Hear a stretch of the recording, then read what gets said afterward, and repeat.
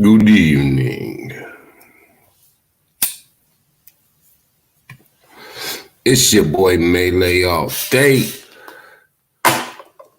Unwinding, kicking back, chewing the fats with you in my chat.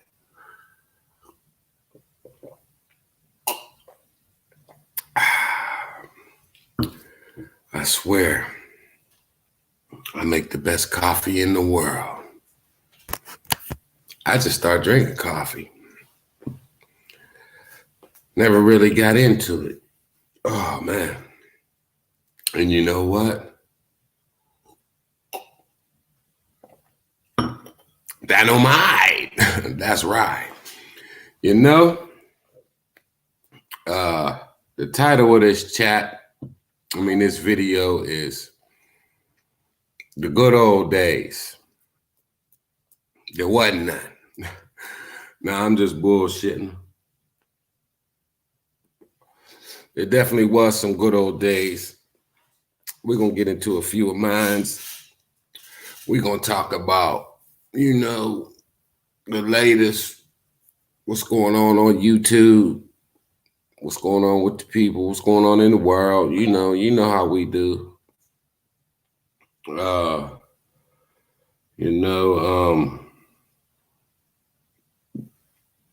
I got up today. I made a video and then it cut off. So I uploaded it and it didn't process. So I went, because when I was recording it cut off. So I went through my phone and I was erasing videos. And then I went back to like, damn, why my shit ain't upload? My dumb ass, I'm gonna erase the goddamn video before it could load. You know what I mean? And it was a nice one. Yes, it was. It was a nice one. But I guess because I had my coffee this morning, I was discombobulated. Now, there's some things, man, that in life are just generally nasty. Real knocky. Liquor, knocky. Beer, knocky. That shit nasty. Knocky. I mean, I can't drink beer. Could you sit up and drink 18 cans of pop? No. Who does that? Where they do that? But a motherfucker sit up and drink 18 cans of beer.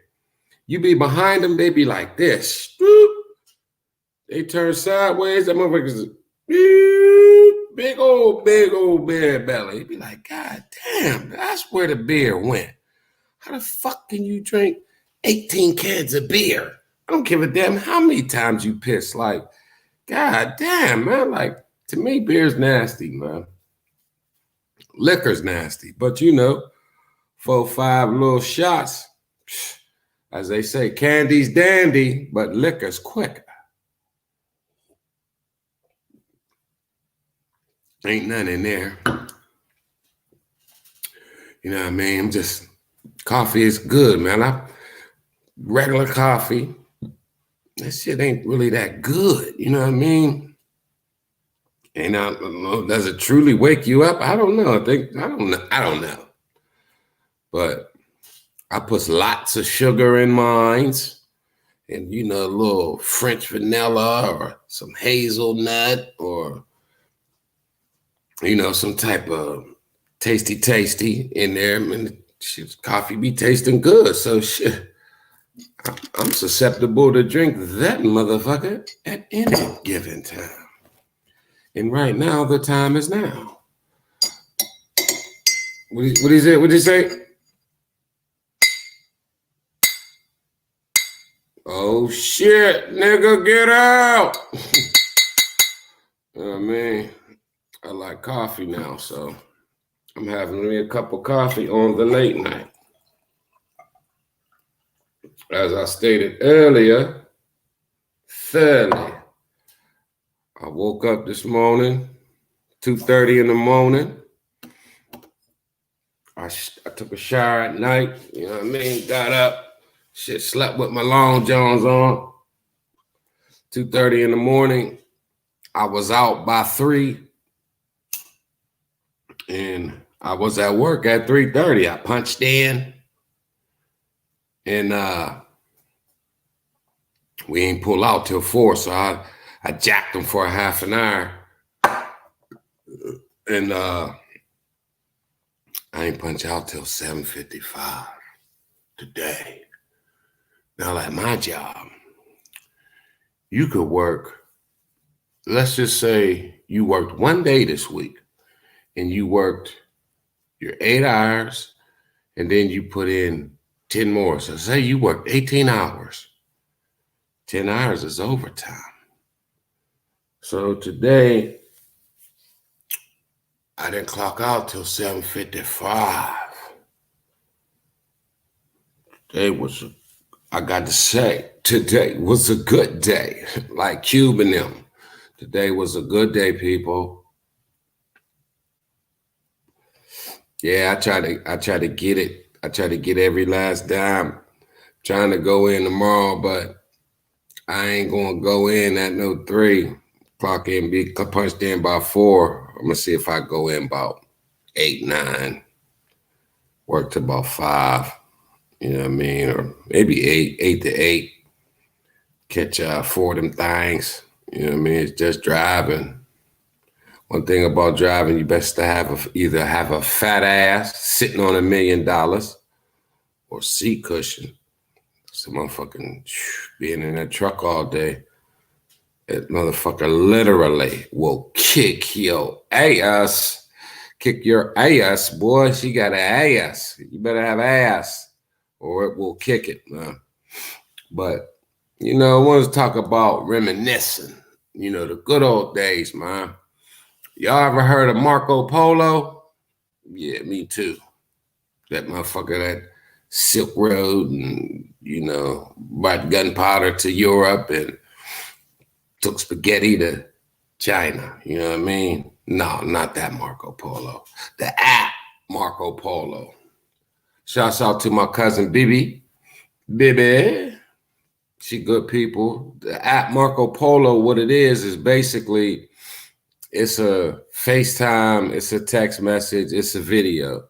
You know what I mean? Like, and it's I really wasn't feeling it because somebody leave you a video, you can talk as long as you want. And they get to talking, you want to respond back. Oh shit, yeah, you know what I mean? So I wasn't really feeling it. But then I was feeling it because, you can go uninterrupted. You might not want to get on the phone. You know what I mean? Sometimes you just, want to say what you want to say. What's good? What's popping? What's cracking? Love you.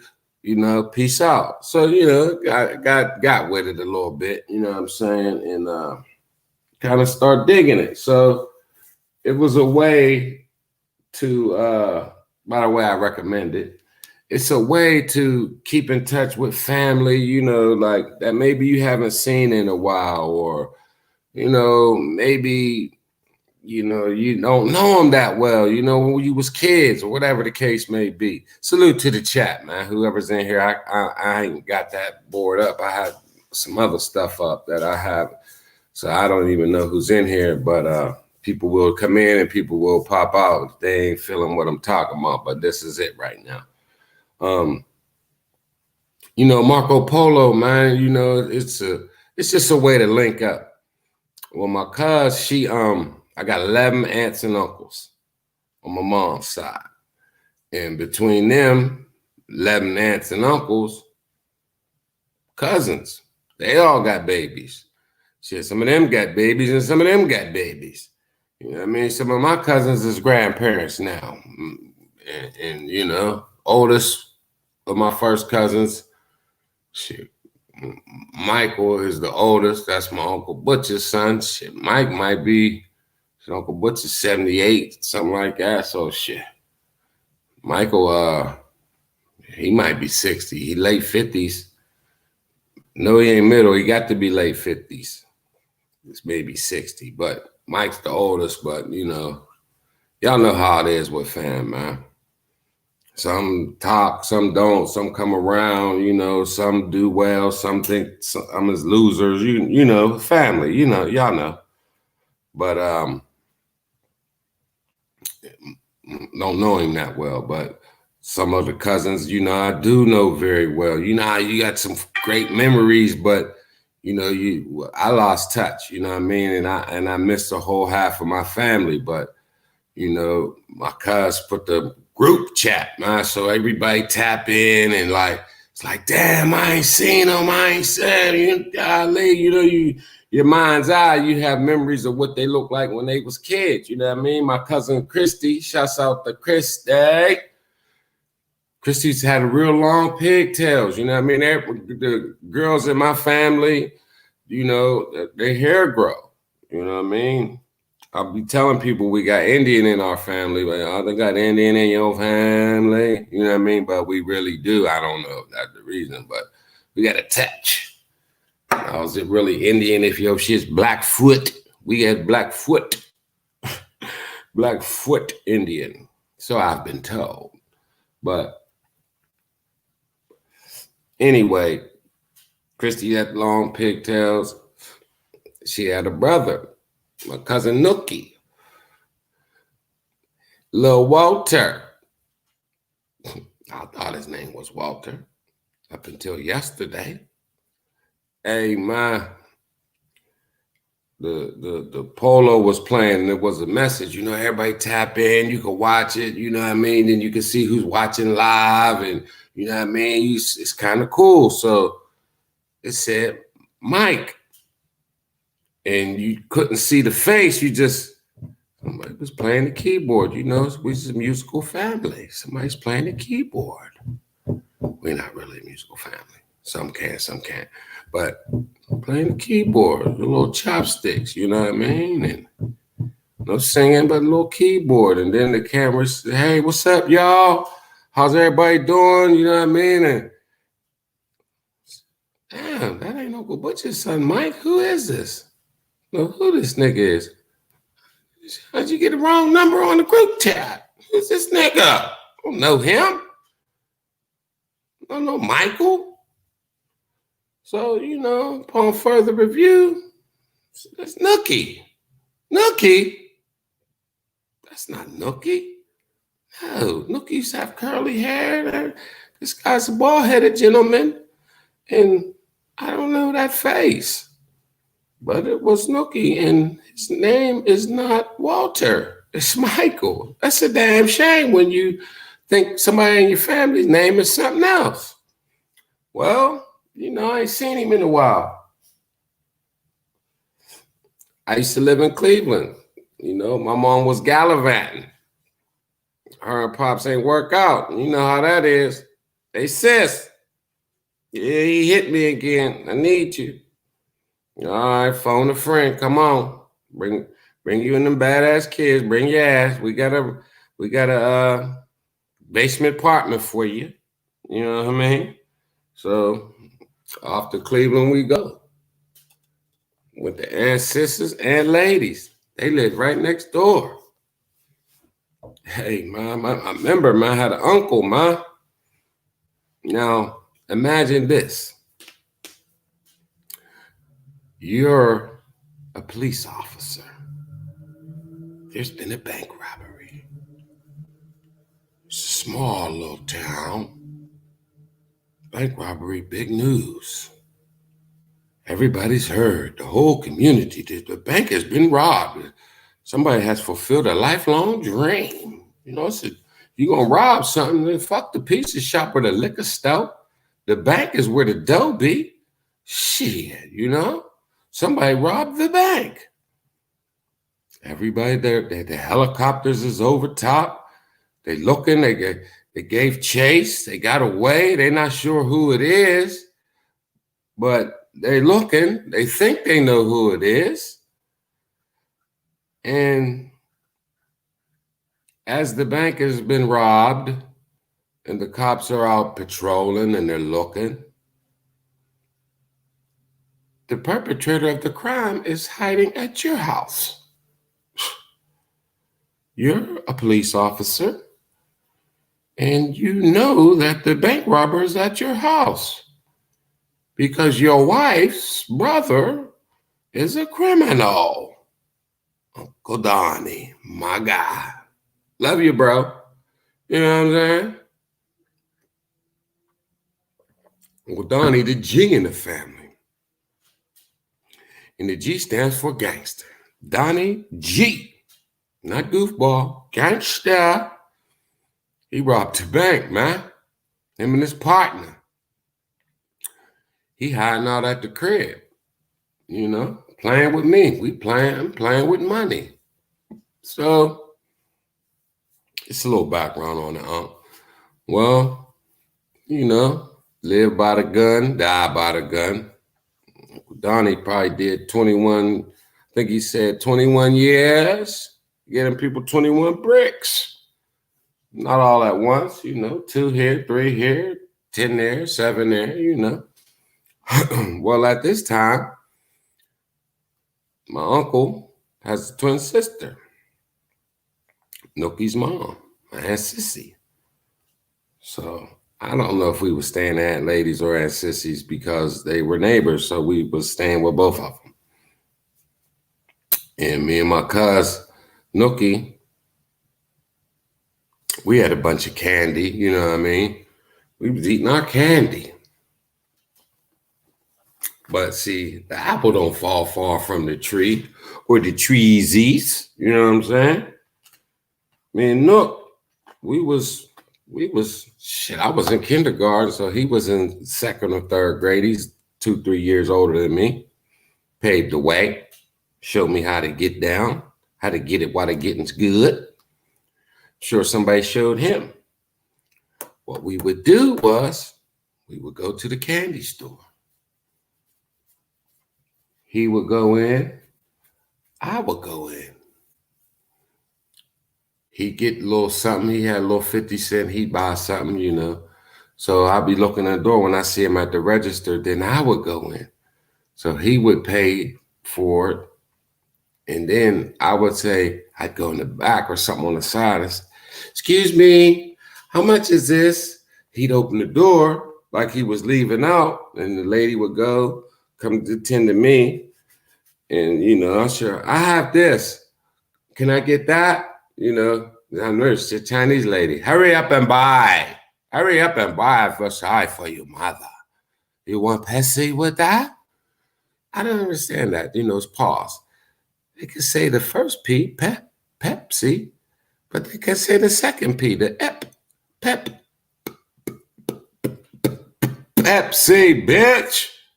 Pepsi. Anyway, I'm over here asking her for shit. Now he's behind the register. He didn't go on the register. We wasn't that smooth, but he's getting the candy. He's working. I'm back here asking this. Then, you know, he leave out. Oh, never mind, I leave. So we come home. You know, we had the riches. We had the booty. We had the loot. So Uncle Donnie had told us don't go nowhere. So, you know, we went anyway because that's what bad niggas do. We went anyway. We went to the store, came back. So we laying in the bedroom, you know, we dividing the candy, eating and laughing. We having a good time. He comes in there, he said, "You snoring, little badass nigga. Where us candy at? Store? And I tell you, don't leave this house. What are you doing? Just going to the store. I told y'all don't leave. We wanted candy. Oh. Would you have any money? No. Also, you little niggas is stealing, huh? Now, mind you, Uncle Donnie is 2, 3 days out of jail.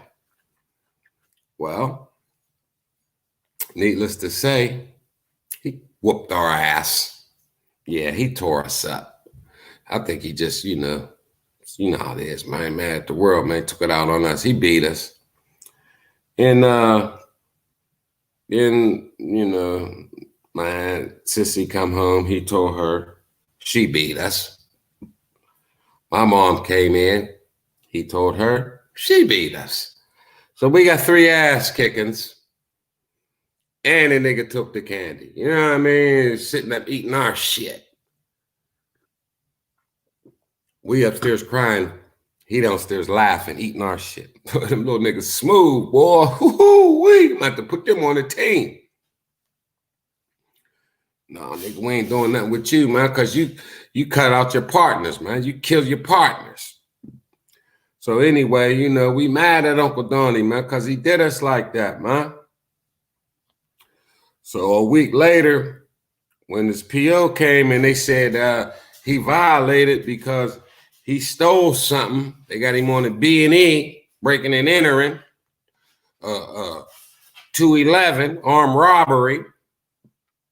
They took his ass back to jail.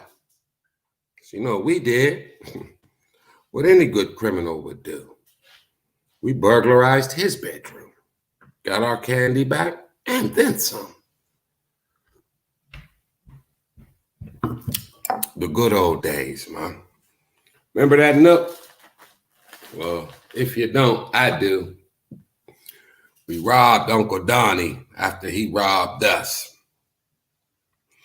Man, my cousin, man, rest his soul, man. My cousin Maurice, man, used to call him Mooch, man. Mooch was a good dude, man. Mooch was a real good dude. He used to deliver papers, man. Mooch was the oldest. It was me, Mooch, and Nookie, man. I was the youngest. Nookie was the middle. Mooch was the oldest. Then, you know, the rest was girls. There was Dana, Lakeisha, Regina, Christy. Christy was Nookie's sister. Dana, Keisha, and Regina was Mooch's sisters. Mooch, my aunt lady, rest in peace. She passed away a few years ago. It's been a while now, for real, for real. She's one of my favorite aunts, you know, one of my favorite relatives, man. I didn't really get to know her that much. I have a lot of memories of her, but, you know, you had that sweet aunt, just, hey, baby, you know what I mean? Just authentic, man. Just make you feel good, you know what I mean? Never hollered at me. I was bad, you know what I mean? Never yelled at me. And just, maybe she did, but I don't remember that, man. She was just a sweetheart, beautiful, pretty, cute boy. My aunt lady was a looker, man. Yeah, man. And Mooch was our only son, you know what I mean? Brand new baby boy. You know how mom feel about baby boy. And Mooch was a hustler, man. He was a hustler, man. He was taking papers. And every Sunday, man, we be out there, man. When we started, it was dark. Mooch had a buggy, shopping cart, man. Man, that thing was filled with Sunday papers, man. We'd be out slinging them, you know what I mean? He'd give us a little bit of change, you know. Back in them days, little nigga did anything for some silver, for some coin, for candy. You know what I mean? For candy. We'll work for candy. We used to take them papers, man. We Nookie and Mooch, boy. Mooch. You know what I mean? I real quick, man. In Cleveland, we weren't allowed to play in the streets.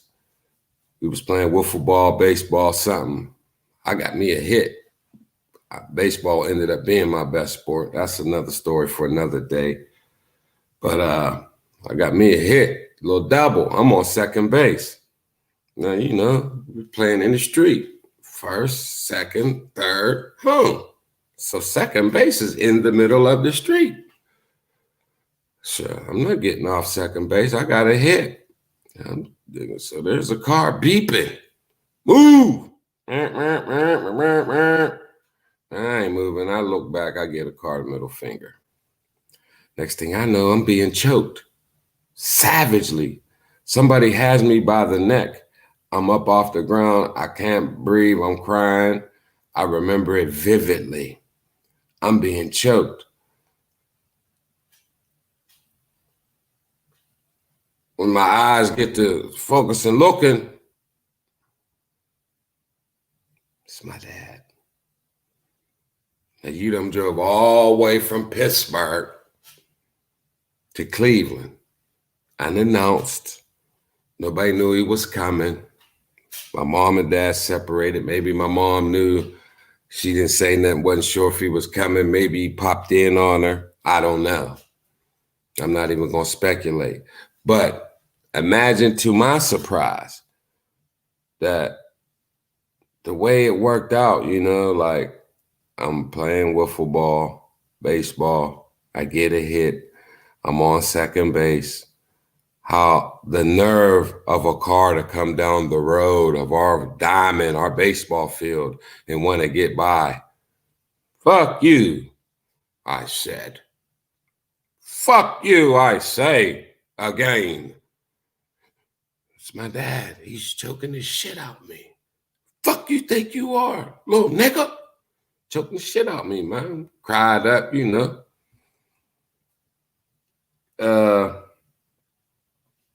That was a little something I just want to add. But, you know what I mean? We having a good time, man, living in Cleveland, man. And my cousin Mooch, man, I tell that because that was part of the reason that I never saw him again, because I was made to come back west or east, back to Pennsylvania.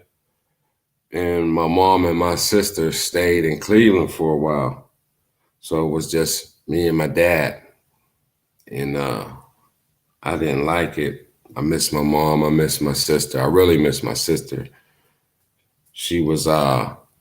My sister's 4 years younger than me, but it was my sister. I loved her. We used to play, it was tough on her, but I missed her. I stared at this picture. Anyway, I never, when I came back, I never saw Nookie. I never saw Mooch again. Why? I still haven't seen Nookie to this day until the other day. So I didn't know who that Michael guy was. But my cousin Mooch, as I was told, now you know how family do. It could have been true, it could not have been true. But I remember the taking of the newspapers. Not a lot of kids are dedicated or have that work ethic.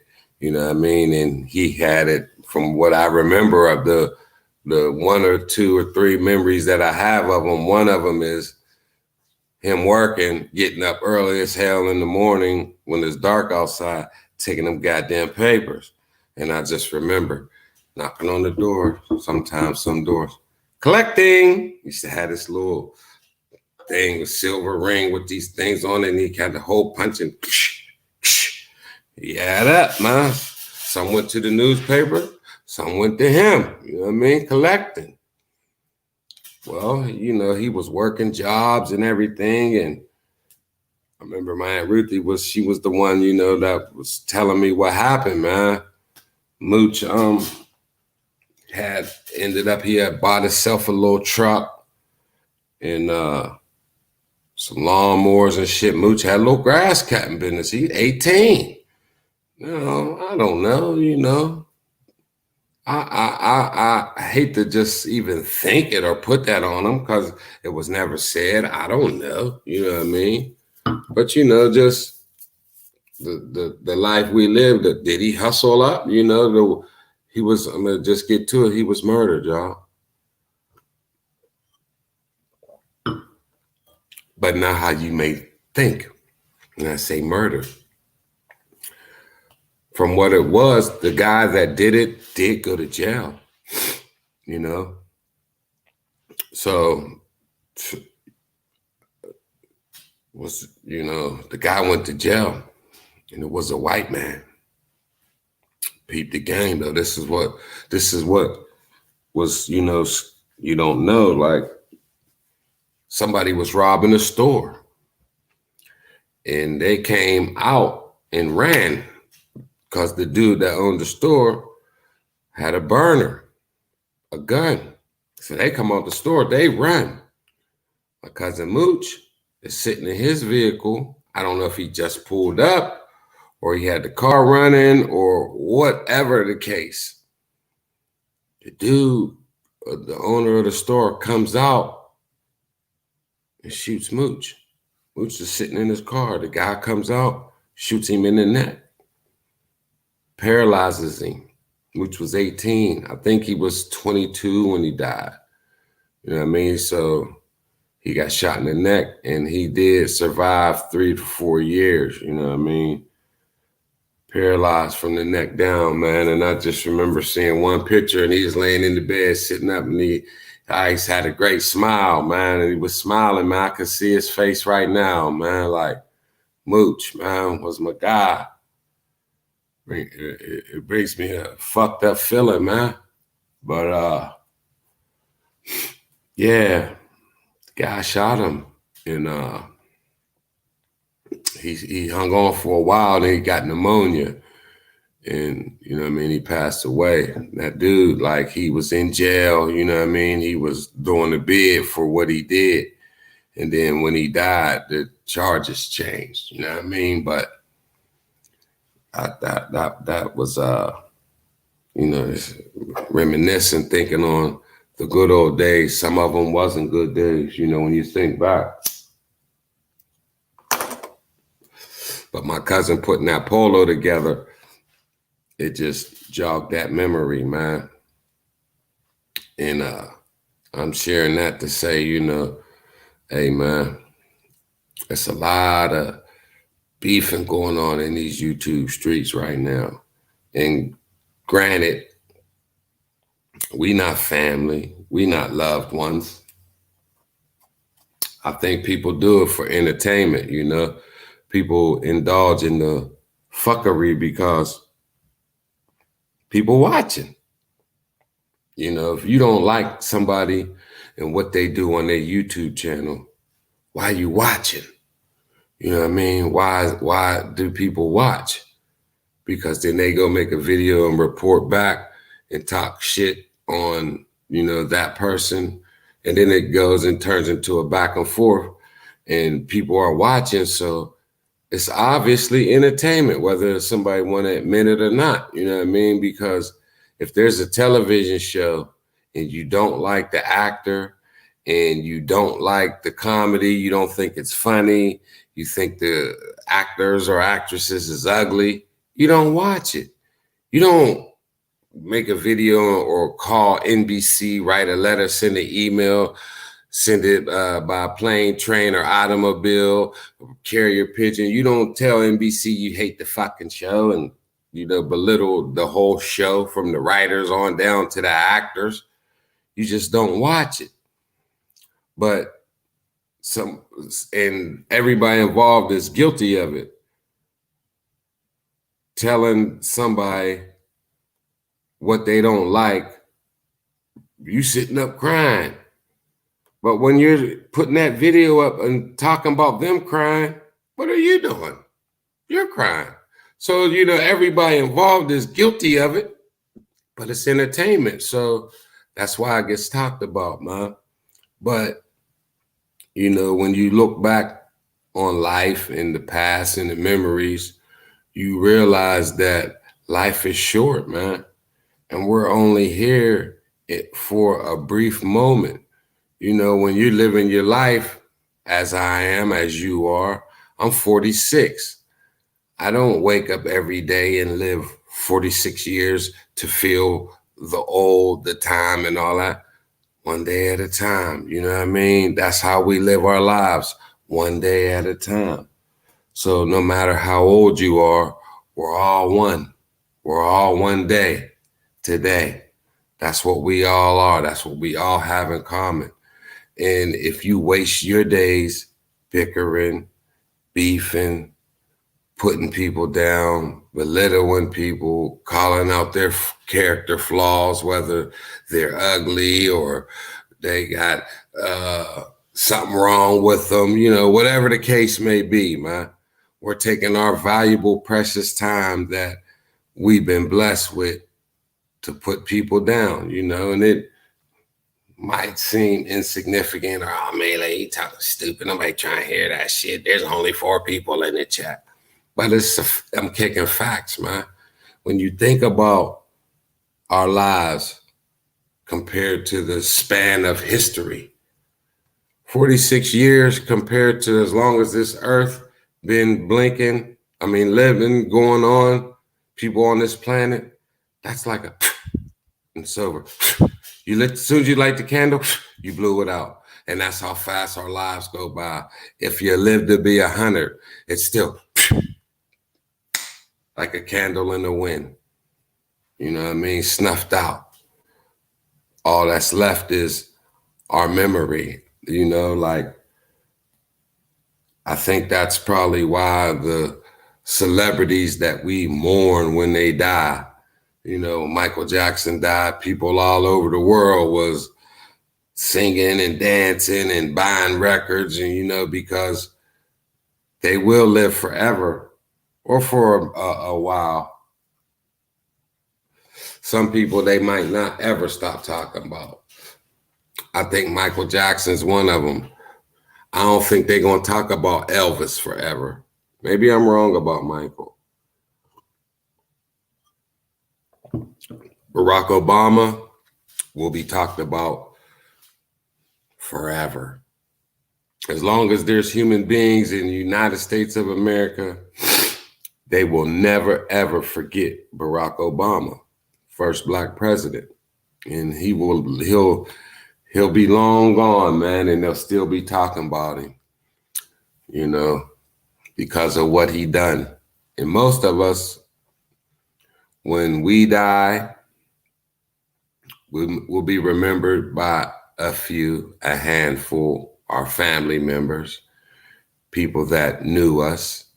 But when those people die, you can go to any cemetery right now and look at the headstone that's withered and the edges are busted, and the snow and the sun and the rain have taken its toll on that stone, and you could hardly read the name on it.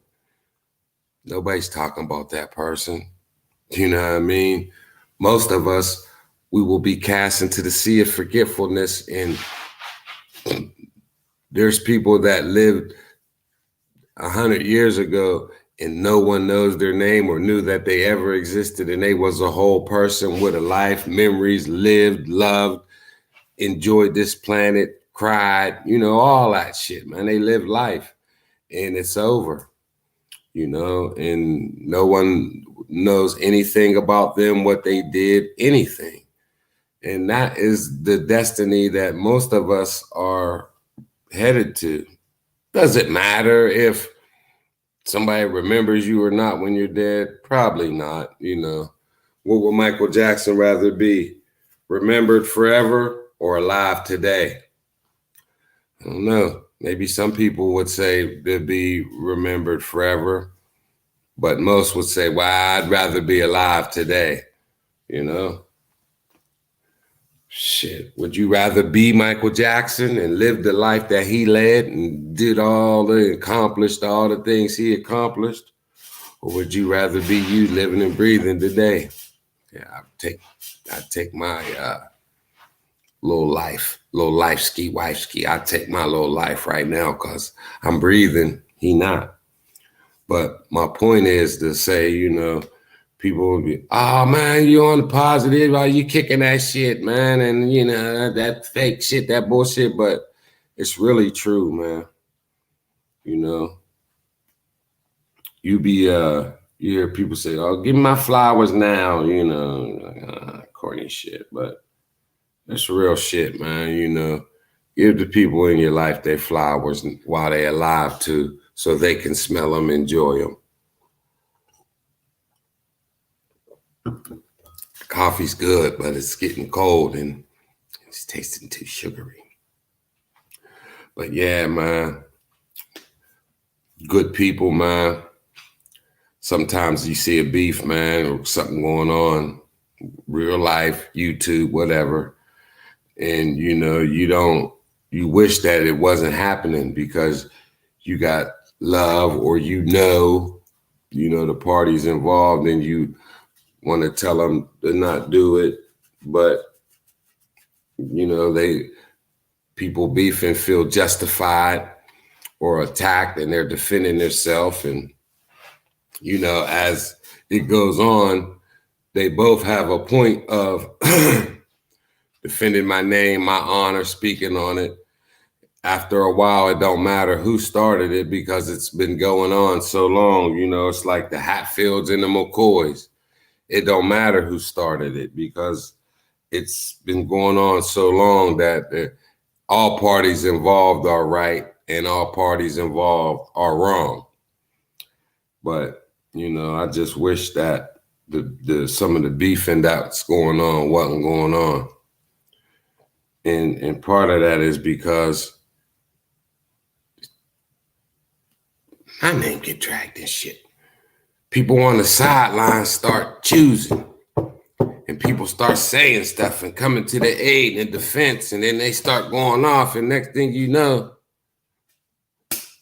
Melee name get dropped. And I knew it.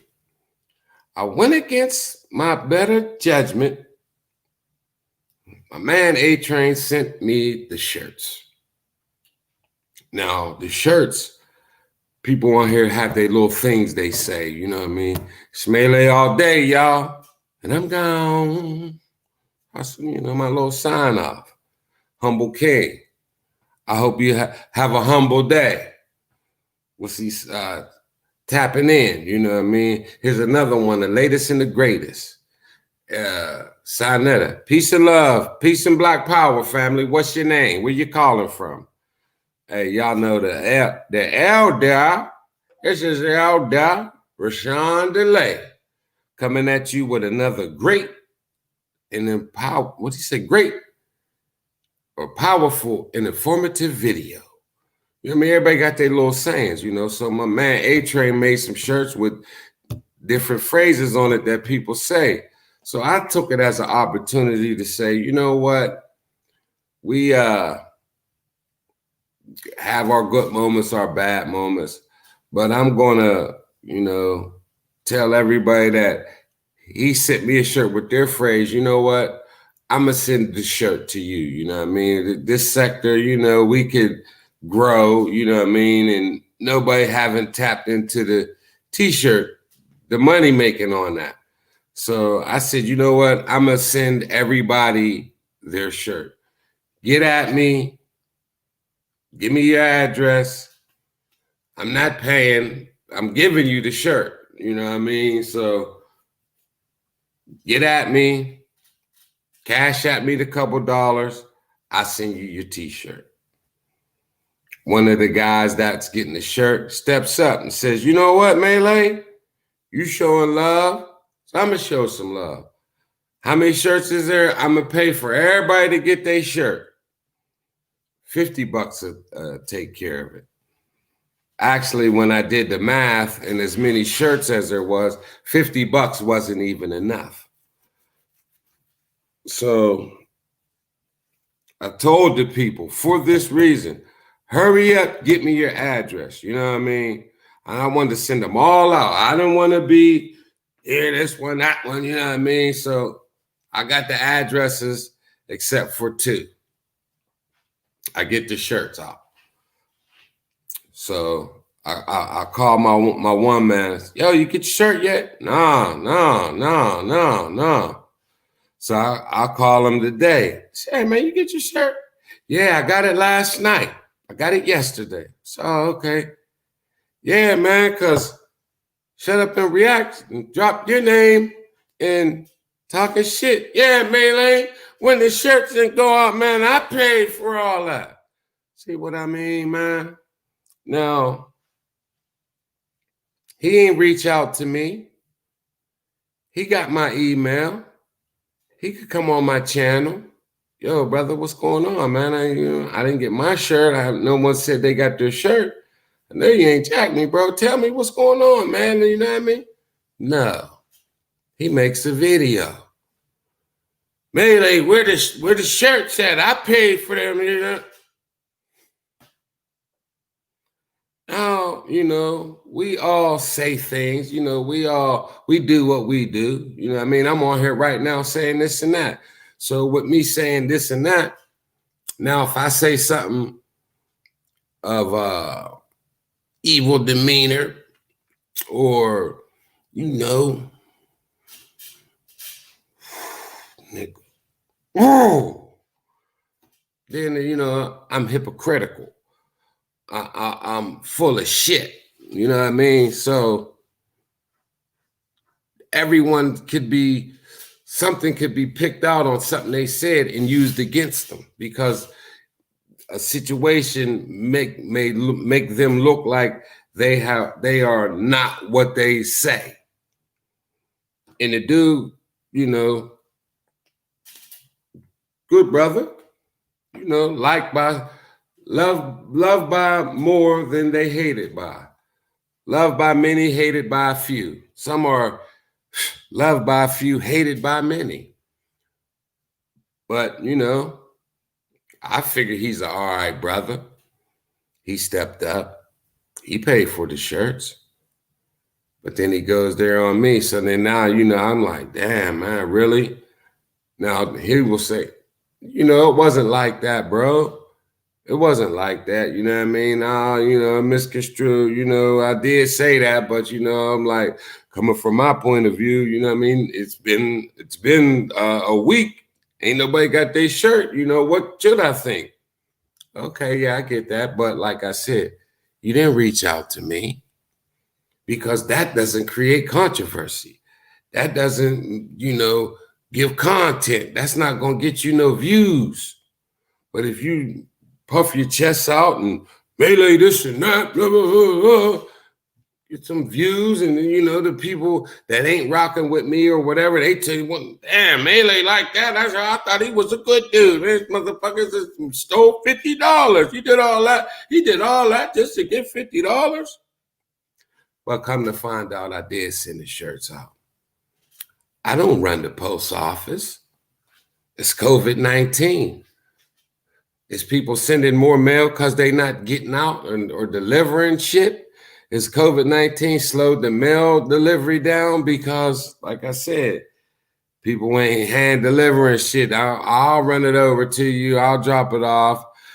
I'll be through. You know what I mean? I bring it. Is people dropping more shit in the mail? And it's taking its toll on the mail? I don't know. They said COVID-19 is affecting a lot of shit. Is it affecting the mail and the time frames and all that? All I know is I sent the shirt. So, like I said, my man, I got my shirt yesterday. Now, I don't know if others got their shirt and just haven't said nothing. But I just didn't appreciate that, man. So, I'm like, and that ain't cool, man. Now, me and one person, we had a little back and forth. We was making videos. We was going in. Fuck that motherfucker. I'm disrespecting him. He putting wigs on, and he putting the wigs on, and he doing this. Yeah, man, I'm melee. Nigga talk with a cigarette in my mouth. I don't do that. You know what I mean? He clowning. So I look in the chat, and the dude that I, think we cool, he got a bunch of smiley faces and all that. And I said, yo, bro, what's up with that? I thought we was cool. Hey, I rock with Khalil. You know what I mean? That was the guy's name for those that didn't know. I rock with Khalil. And I told you that, or I said that, you know what I mean? Like, I didn't say nothing. I just laughed. Okay, well, if you rock with him and he's talking shit on me and you put the crying, laughing emoji, does that mean you don't rock with me? Or you rock with me, you just laughing at me? What does that mean? But, me being the man I am, the brother I try to be, I ate that. I sucked that up. I ain't gonna be petty, man. Shit, shit. Some of the shit the nigga said was funny. You know what I mean? I'm a real dude. I can appreciate good comedy. You know what I mean? Eddie, treat me like animal. Half. Damn, bitch. 2 months ago, you was butt naked riding a zebra. Now you want half. You know what I mean? I can appreciate good comedy. What he said? God, he said, you think God don't make no mistakes? You're wrong. He put the snack house by the shitter. The snack house by the shitter. Why didn't God just put your asshole right here, palm of your hand? Then you can smack the shit out of it, nigga. You know what I mean? Ooh, my stomach, I gotta go to the bathroom. Put your hand right in the bushes. Take your shit. No toilet paper? Fuck it. I'm good. You know what I mean? Good comedy, you know what I mean? So, you know, I just kept it moving, but it still made me like, man, this nigga, man. Talking about we cool, man. Ooh, hold on a second. 1 second, y'all. One second. Damn, I forgot.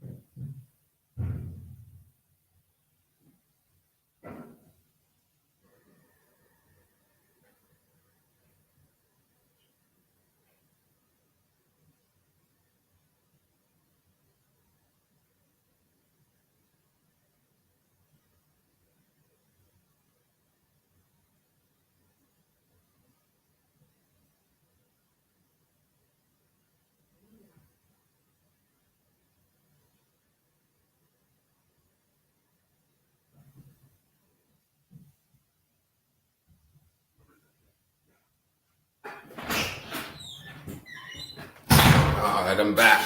Sorry about that interlude. But you know what he said? Pinky, nigga. Open up, pinky. That's the pig pig.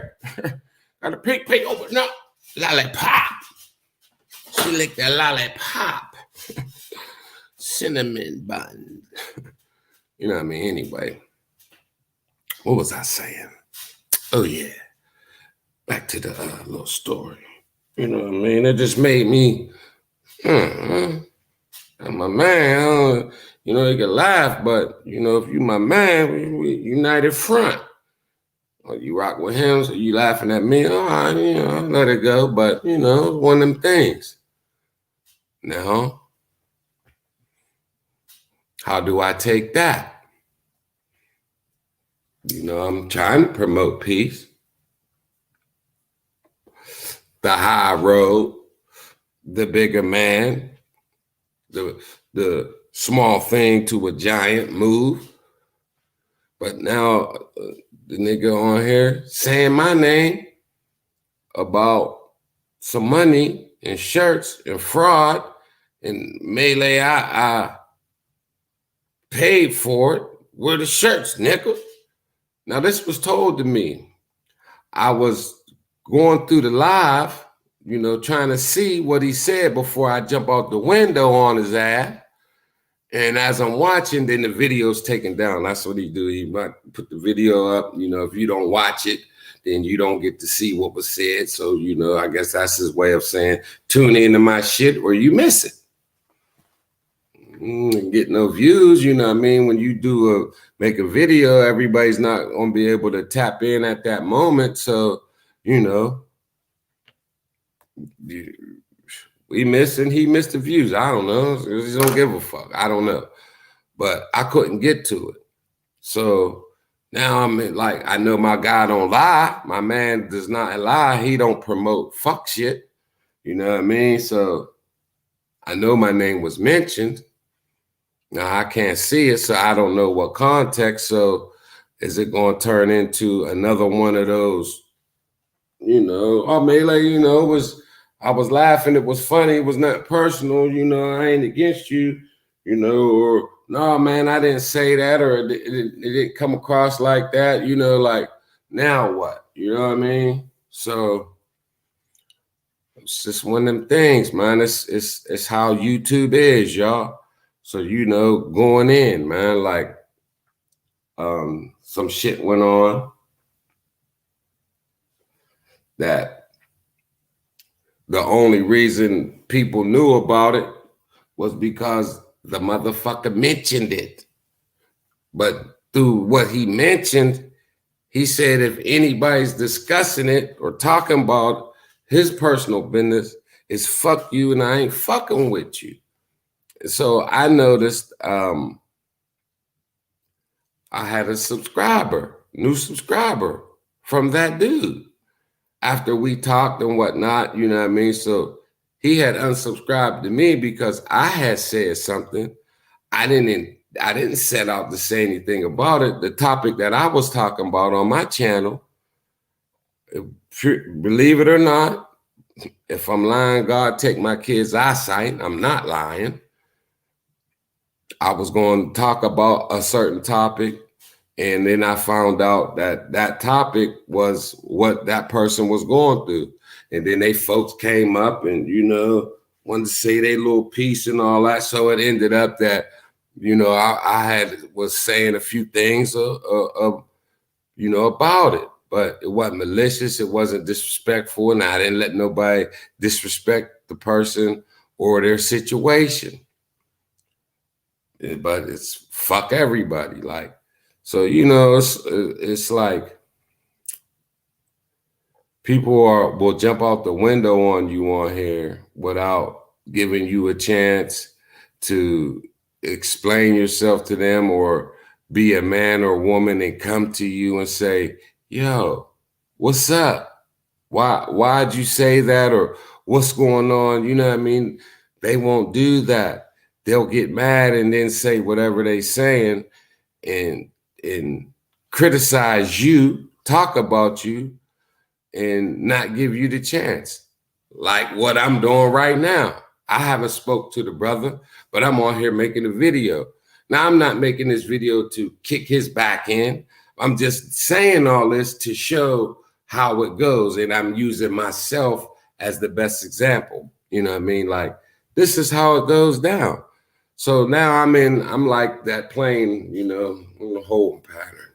Just keep circling the airport, waiting for him to say, all right, your turn, you're up, come on in. You know what I mean? So I'm not going to disparage the brother or say nothing bad about him or, I paid for the shirts, what's going on? I'm not going to do to him what he did to me and say some things that he haven't had a chance to explain or, you know what I mean? But damn, shut up and react, man. That's fucked up, man. You're going to do me like that, man. I ain't keep your little $50, man. I sunk the shirts off. So as these next few days go on, people will be getting their shirts. Or if something happened, they'll be coming back to me because either the address wasn't right or, somebody had the shit sent somewhere else and didn't. I could understand people not wanting to give their address out. Because like, shut up and react. He gave me his address. Now he thought enough of me to give me his address, unless that wasn't his real address and he'll never get the shirt. And it was a ploy to talk shit on me. You know what I'm saying? But he'll be getting his shirt any day. You know what I mean? Tazo TV will be getting his shirt any day. Goof Troop will be getting his shirt any day. If he didn't, well, I talked to him, he didn't get it, but shit, he said the mail's so messed up in his area. His mom lives in Miami, sent her grandson, Goof Troop's son, a birthday present.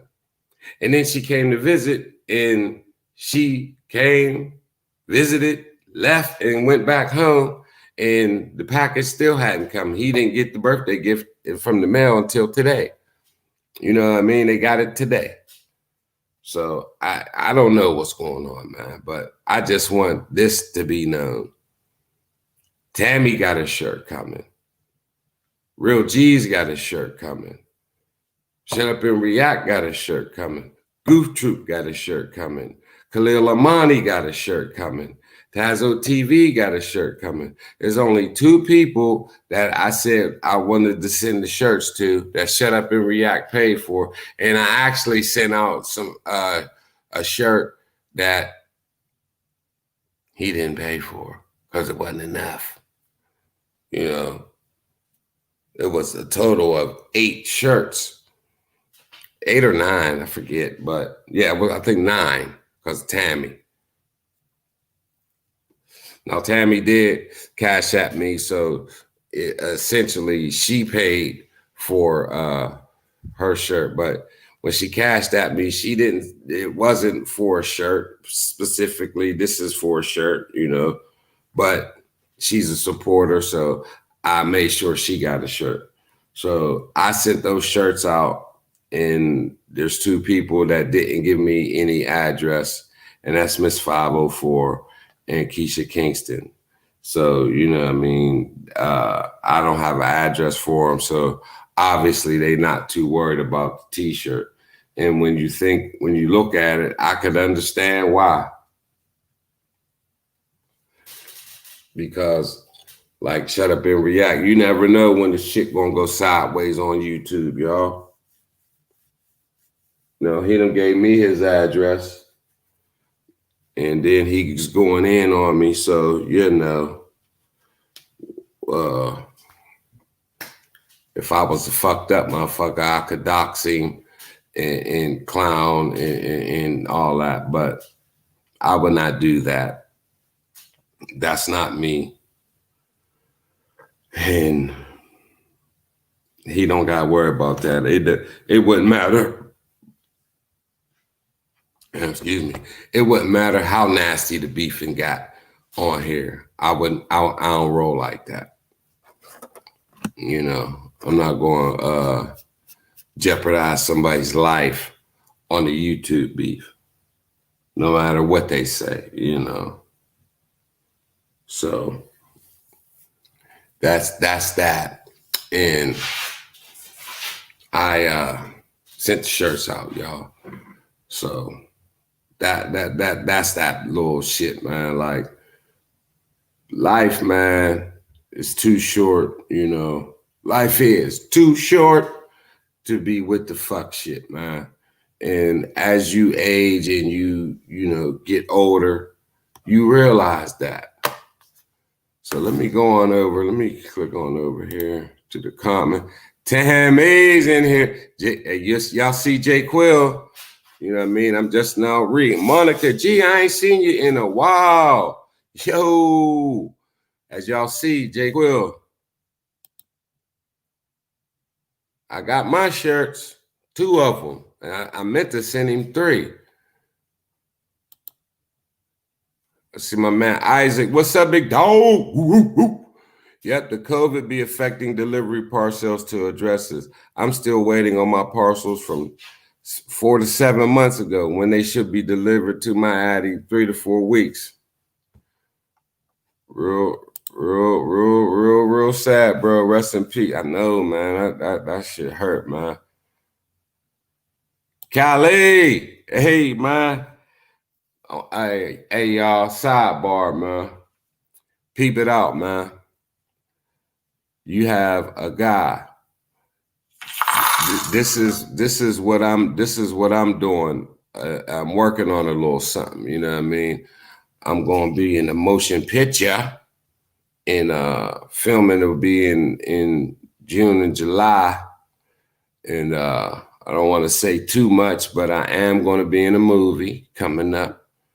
And it sparked something in me. So, when you watch Straight Outta Compton, you see Cube sitting down working on Friday.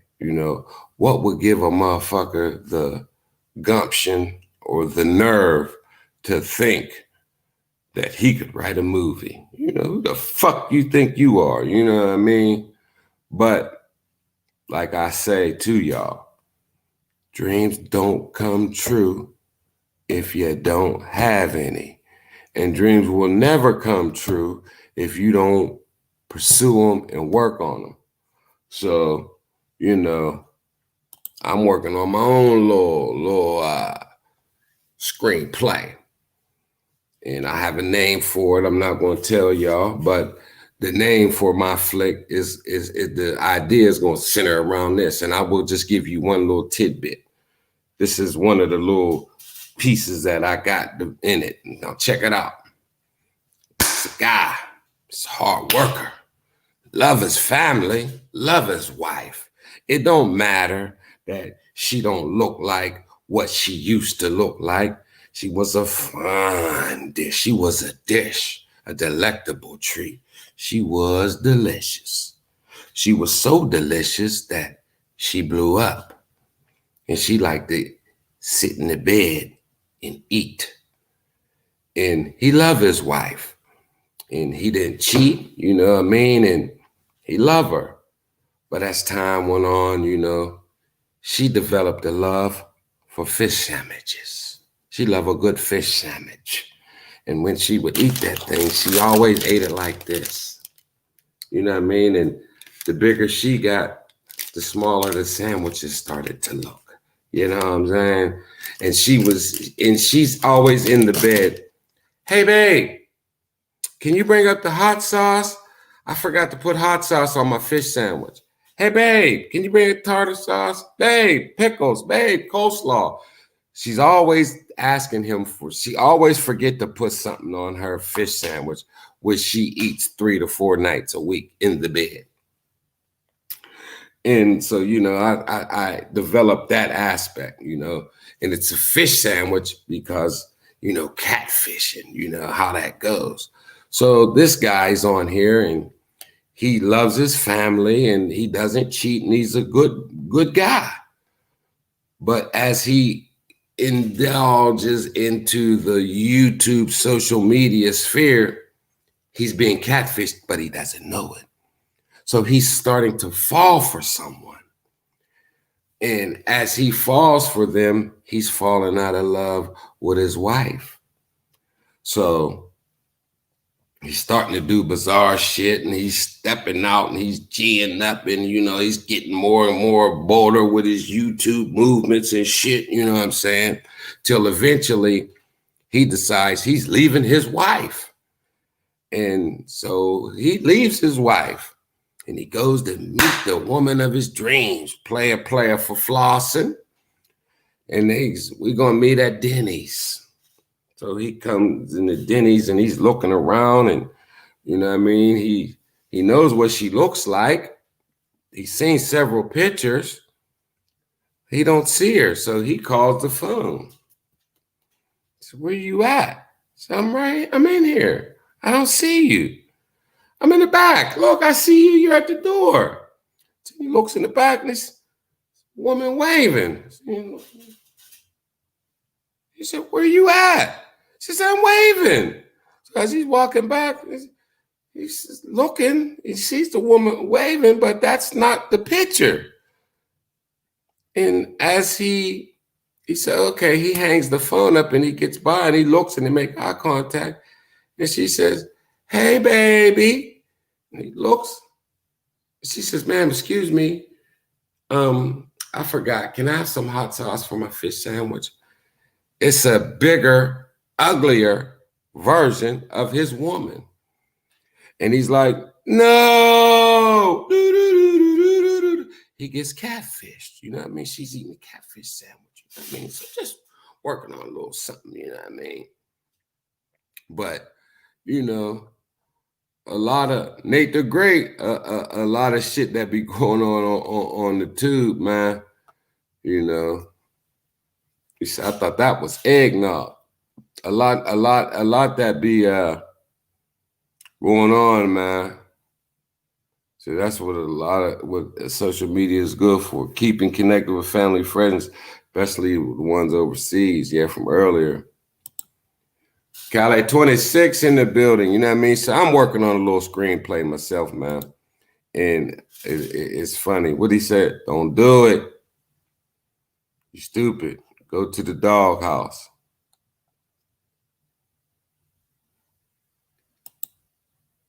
And my man, Isaac Tamu. J. Quill in the building. Monica G, thanks for stopping by. Tammy Tam. Oh, we have a donation. See, my true supporters. Tammy dropped me a little something in there. Salute to you, Tammy. I appreciate it.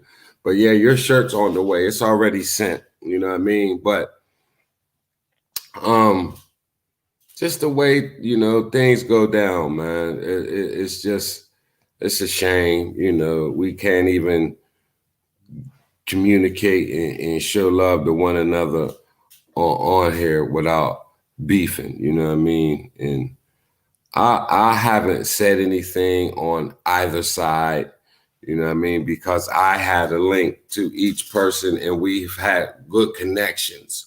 So, you know, as life, you know, we, you know, how they say, pick a side, nigga. You know what I mean? And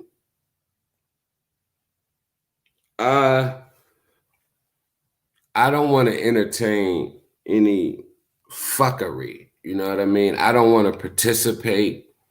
I don't want to slander anyone because it, number one, it doesn't do anything, man. And I've been seeing a lot of things going down on here, man. Like I'm seeing a lot of feelings. I'm seeing a lot of feelings are getting hurt and a lot of arguments and beef are going on and a lot of like, how do I say it? You know, a lot of misleading is going on and it's all behind the cash apps, man.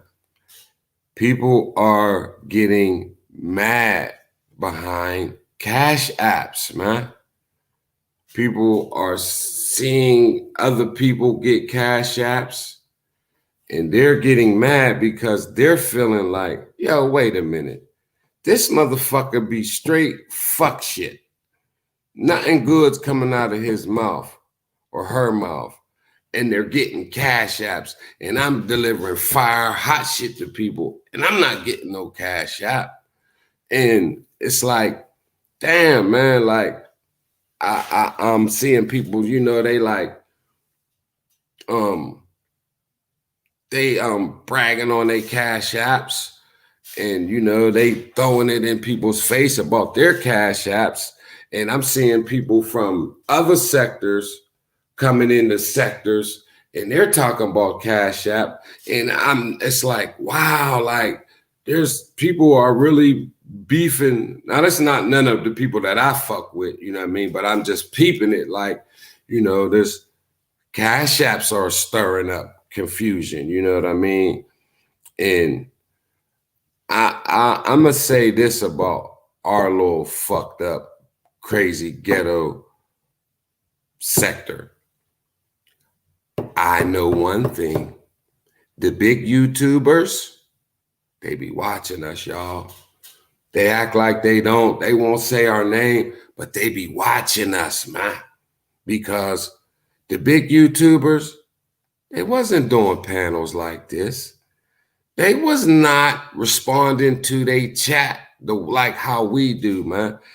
Our chat now, like, salute to the chat, hats off to the chat. It's like the chat, we done made it to where the chat, they got a little 5/5. What up, player? Our chat from the content creators over here, we've made the chat like, I don't want to say famous because I'm not famous, but you know what I mean? We got our chat, you know what I mean? It's like, you know, like the Brim Gang. She got Brim Gang. And it's like the Beehive, you know what I mean? Beyonce shit, like, we've got our chat to where I fuck with the people in my chat that fuck with me. You know what I mean? I don't ignore the comments. If somebody leave a comment on my video, you know what I mean? I try to respond to every last one. Well, I don't get thousands, you know what I mean? But I interact, you know what I mean? So if somebody's watching videos and they make a comment and be like, yo, Hassan, man, that was cool, man. Like, he might give a heart, but he's not gonna come in and reply, yo, I appreciate that, man. I respect how you respected what I did and took your time to give a comment. So I'm not Jamie Foxx, and you know, I'm not gonna ignore you small little YouTubers, you little people. I'm not gonna step on you, you know what I mean? I don't look at it like that. Like I I fuck with my chat and I call their names out and I salute them and I talk to them and I say their names and I email somebody that's be in my chat. You know what I mean? I drop the link for people to come up. You know what I mean? A lot of them they don't come up because maybe they don't want to be I ain't cool enough for them to come up on, or you know they might not come up because they'll think they look right, or you know they don't know how it works, whatever the case may be. But I fool with my chat, and other YouTubers in this sector, they fool with their chat.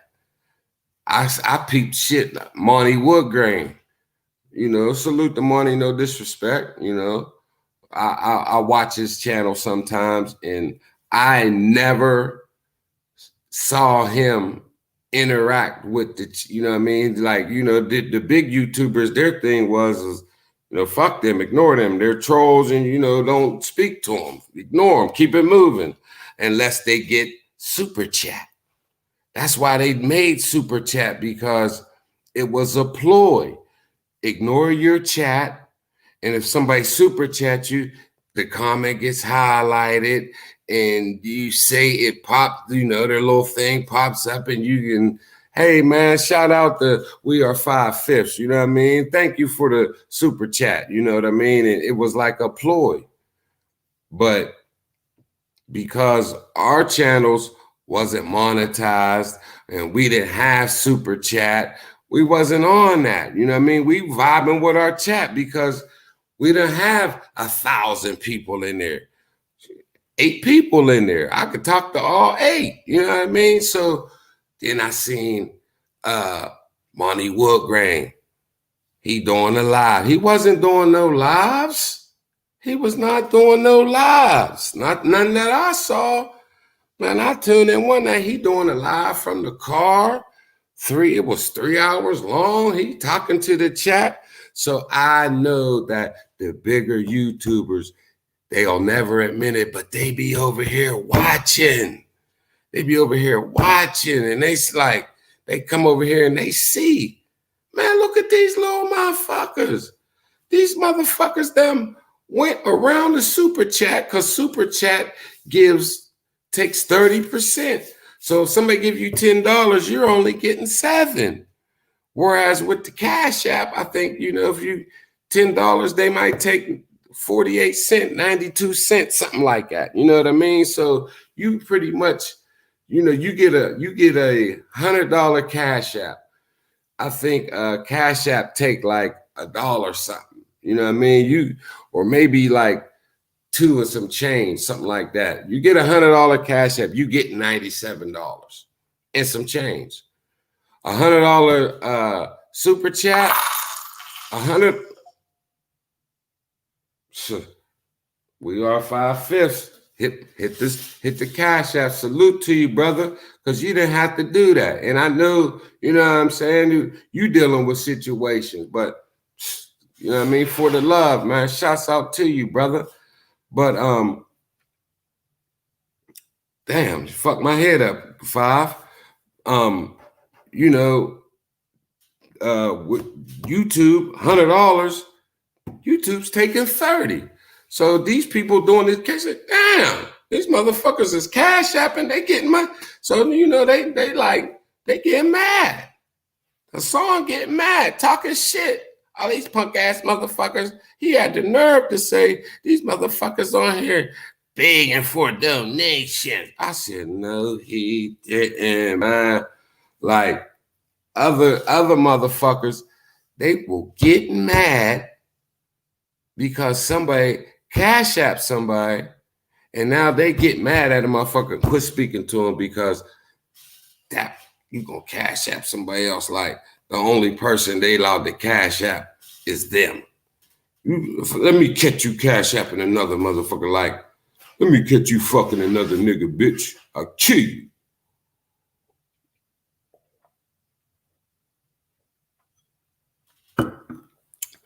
That's how they acting about the Cash App.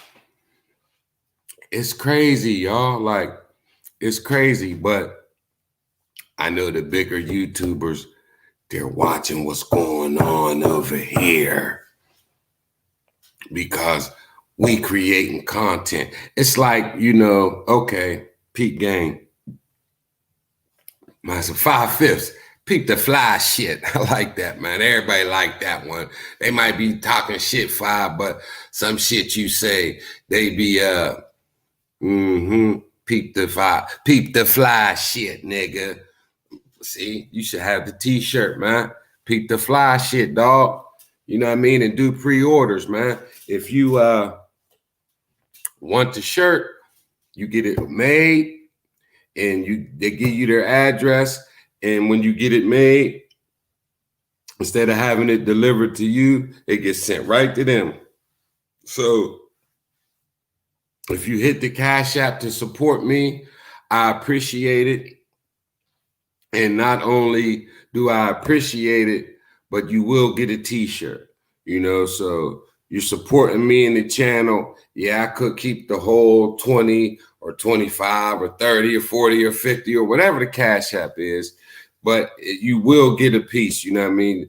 If you give me a Cash App of $30 or up, you get a t-shirt, because I mean, the support is needed and appreciated and wanted. You know, it's money.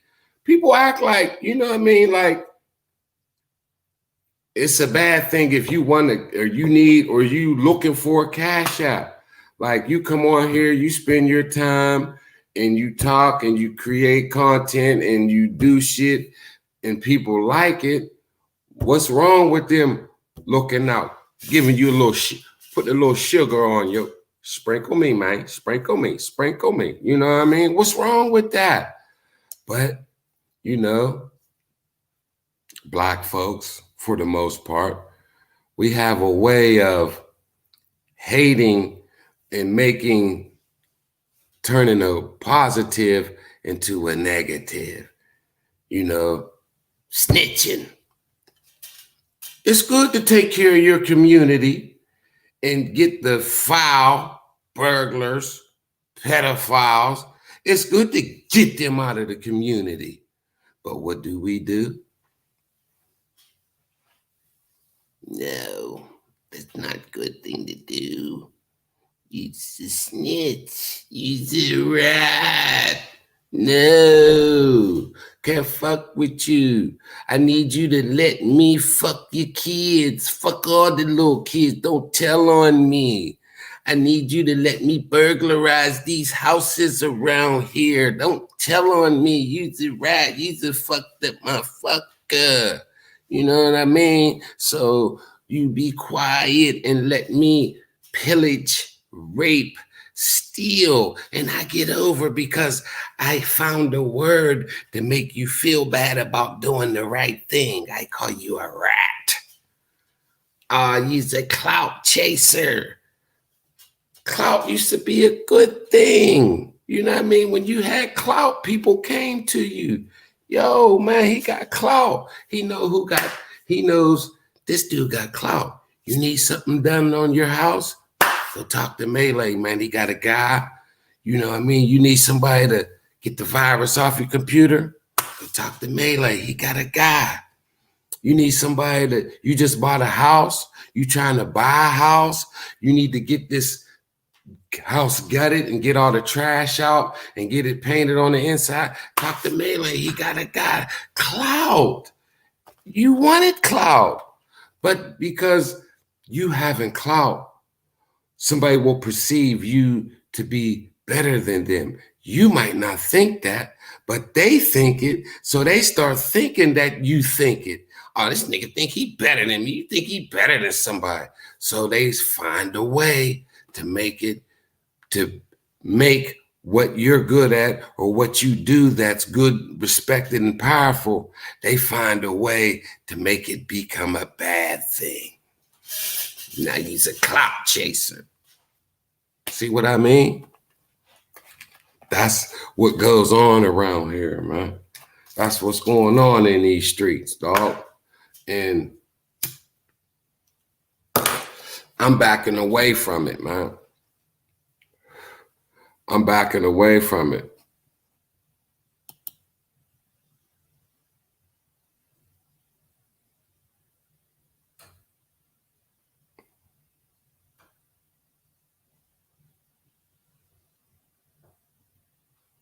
Mm. Y'all can read that, man. It's crazy, man. But you know what I mean? Hassan crying about the cash apps because he see that chains are circulating over here. Keish Brim Gang be getting cash apps. Melee get cash app. J Quill get cash app. 5/5 get cash app. You know, different ones be getting cash apps. And we not big YouTubers. Tazo be getting cash apps. You know what I mean? We not big YouTubers. And these motherfuckers is like mad. You know what I mean? There was one female who had somebody, you know, that would cash app her and other brothers that would cash app her. And once you cashed app her, I need a ride or die chick. She turned it to ride or die. That's my motherfucker. I fuck with them heavy. Don't nobody say nothing or I'm gunning for you. I said something about one of her people that had cash apped her. She made it her business to pull her verbal banger out and go at me. And she went so far as to say, I fuck children. And yeah, she got in the soup. She got in the deep water. And now she not even cool with their brother that she was defending because they fell out because he cashed out another chick. And she got mad. And it was funny because when he cashed out the other person, this female was on the phone with that one. She said, ooh, tell your buddy, thanks for the cash app. She said, oh, okay. She played it cool while she was on the phone with old girl. But she texts old boy and said, I'm done with you. You're blocked. Boom. Blocked him and then don't want to speak. Because he cashed app somebody else. This is what these longtime YouTubers, this is how they're acting, man. Like, it is all about a dollar with them, man. One thing about us little YouTubers, we not arguing over cash apps. Now, you'll hear somebody say some fuck shit about the cash app, like, oh, yeah, you on here begging. You on there begging for cash apps. They'll try to make a joke out of it. I don't see anybody on here begging. But you be on there and you'll hear the little jingle jangle, or you'll hear somebody talk about their, you know, hear them talk about or thank somebody for the cash app. You know what I mean? And I think a lot of people can't, yeah, all day, Tam. You know this, man. You know what I mean? Like, shit's just wild, man. Getting mad at folks behind how they spend their change. Like, how dare you? Tammy, hey, you know, they got Brim Gang. I got the Melee all day days. The Melee all day days, because they rock with me all day. So if Tammy give Brim Gang a cash app, I'm not gonna be mad like, how dare you? The eyes have eyes. How dare you give my cash app to somebody else? That's mine. That's my money. And then get mad at Tammy and don't speak to her no more. And then start talking about her. Where they do that at? You know what I mean? Where do they do that at? Apparently on the YouTube streets. That's the answer. When they say, who does that? Where they do that at? Come on with that. Where they do that at, Melee? YouTube streets. Got an answer. YouTube streets. There's your answer when they say where they do that. When somebody say something to you about they mad, man, you kill me, man. This motherfucker, man. Where they do that at? YouTube streets. Hit them with that. So when you're getting away with fuckery or you do something that wasn't cool and somebody call you on it, you can use the YouTube streets as the answer. You know what I mean? But it's just a lot of shit going on YouTube, y'all, man. And yeah, I think you're right, Five. He said the only people in this community claiming about the Cash App is because nobody hitting their Cash App. Yep. You know, as far as, you know, the people that, you know, I see, I just want to let people know that I haven't been in, I haven't caught any lives because I haven't been watching. It ain't that. Now, some people I've been fell back from them, but I think they know that I fell back from them. You know what I mean? But for the most part, I haven't. It's not that I'm not fooling with Keisha or Tazo or Shut Up and React. It's not that I'm not fooling with or J Quill or anybody they've been doing. It's been work, y'all. You know what I'm saying? Work got on the size 22. Work got them Shaquille O'Neal Red Wing boots, steel toes on. And they putting the steel toe all up in the nigga's yay hole. So it's been either sleep, eat, or work. You know what I mean? And I'll try to put my earbuds in and catch up just to hear what's going on. But as for catching the live, I haven't been able to do it, man. Like, because of, like I said, work and all that. And that's just the truth in the matter. I ain't dissing anybody or anything like that. I just work, man. Work. So, you know, anybody that's a hard worker, they know. Yeah. Feel you on that one, Melee. Work, man. That's the only reason I haven't been able to what she say? She said Brim won't be on as much. She leaves for a hip hop podcast the 15th. Oh, she got something going on? Is she going somewhere to do something, or is she starting a new channel? And you already know that, Five. Is she says she won't be on as much. She leaves for hip hop. So does that mean like she's starting a new channel, or, you know, fill me in, Tam, because I haven't even been able to, you know, and then it's hard because, you know, lives be 3-4 hours sometimes, man, and I just don't have 3-4 hours to listen. You know, I'll be trying to pick through, but it don't work. So I just start from the beginning, and whatever I could catch, I catch, man. But a lot I've been missing, man. I seen oh, okay. That's what's up. Hey, man, I said it, man. Like, Brim, the way her mind is, she's quick-witted. I'm not gonna hate, you know what I mean? Yeah, for real. It's rough too. It's hard out here for a pimp. She trying to get the money for the rent, you know what I mean? But she has a quick wit. Like, if you say something, she's smart.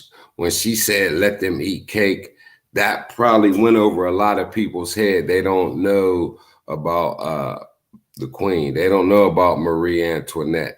And the people in France were starving, and they were claiming that she was taking the kingdom's money and spending it on herself, and, you know, indulging and living high off the hog, while her what would be the word, her underlings, or the people she ruled over, were starving. And they were complaining because there was some type of royal event, and they were mad because she had cake and leftover cake. And she said, "Are they crying and all that? You know what? Fuck them." Like they say about jail, fuck them, feed them beans. She said, fuck them, let them eat cake. You know what I mean? There's no nutritional value in cake, but that's what she offered up, cake. And she said that, and I know not many people caught that. You know, how many people in this sector know who Marie Antoinette is, let alone a quote of hers? You know what I mean? And that doesn't make you smart, but you know, it shows a sign of intelligence that you know some things to say about things in history that most, if any, won't catch. So I think she's smart, you know. Do I agree with everything she say? No. Do I agree with everything anyone says? No. You know, but I believe she has a talent and a skill, and as she tweak it, Tanya, as she tweak it and hone in and spend time, she's going to dial in, and I believe that she could blow up, and you know, she might be able to have a chance to really make some money. You know, that's just what I believe. But I believe that about a few people. You know, I feel the same way about Tazo. You know what I mean? It's crazy that, you know, it's I Smoke Hip Hop, because I Smoke Hip Hop just gave Tazo a huge shout out. You know what I mean? People recognize, man, you know, you can hate, you know, all you want, but if you keep it real, then you got to keep it real, and you got to acknowledge the fact. Tony said she tired from that Walmart work. You got to acknowledge the fact that, you know, people got talent, they got skill. And in those talents and skills, a lot of people don't have that, you know, and it's crazy because those two are beefing, and they both have that it factor. You know, people watch, people tune in, and that's just the way it is, man. Some people just have their persona is good, you know, their vibe is good. People like it, you know, and no one's going to agree with everything, but I hate to see them two going at it, man, because it would be better. It would be better if they were working together, you know. It really would. Tammy said he gonna mess up his blessings with drama. Well, you know, I think they both could do that, you know. I think they both could do that. Why take their time to beef, you know, when they have so much more to offer? I think they're both guilty of that. You know, they're both participating in the fuck shit. And I just don't want to see them going at each other's neck, you know, that's all. So I choose to stay out of that, you know. I don't want to get into that. I would rather see them both, you know, agree to disagree and not talk about each other. You know what I mean? Just let it go. That's all. Let me see who. Oh, I thought it said bot. She's a hoot for sure. Yeah, she got that laugh. Ha ha! She got that laugh, boy. You know what I mean? That laugh is funny, man. And yeah, I think they both could go far. You know, but it's early, you know. It's just a wrinkle that they both have to iron out, you know, but it is what it is. Excuse me. I tell them both, let it go, you know, move on past that, man. Small thing to a giant. Teeth a little extra white, don't they? Mm-hmm.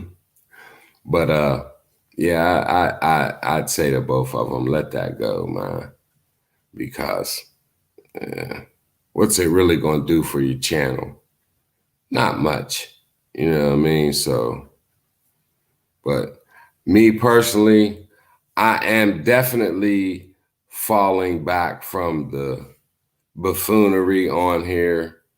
You know what I mean? I'm not calling them two buffoons, but I'm just saying, just in general, man, like the panels, the positivity. There's been things that I know and maybe some issues I'm wrong, but I'm not gonna come on here and try to take credit for this or for that.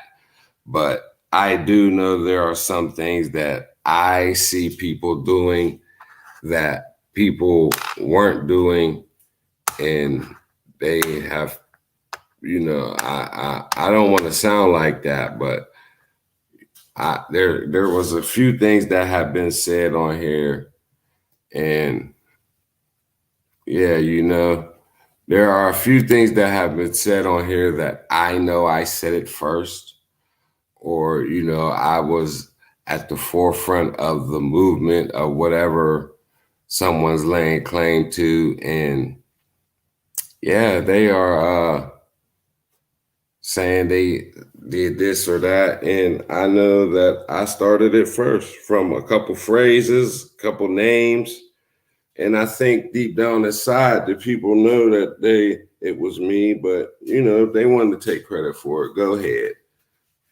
It's cold in my garage, and this hat's making my head itch, but it's no biggie, man. So I don't even indulge in it. Like, fuck it. I ain't got no patent. I ain't getting paid. So why even go argue about, oh, I started that first? No, you didn't. Yes, I did. I ain't doing all that. But,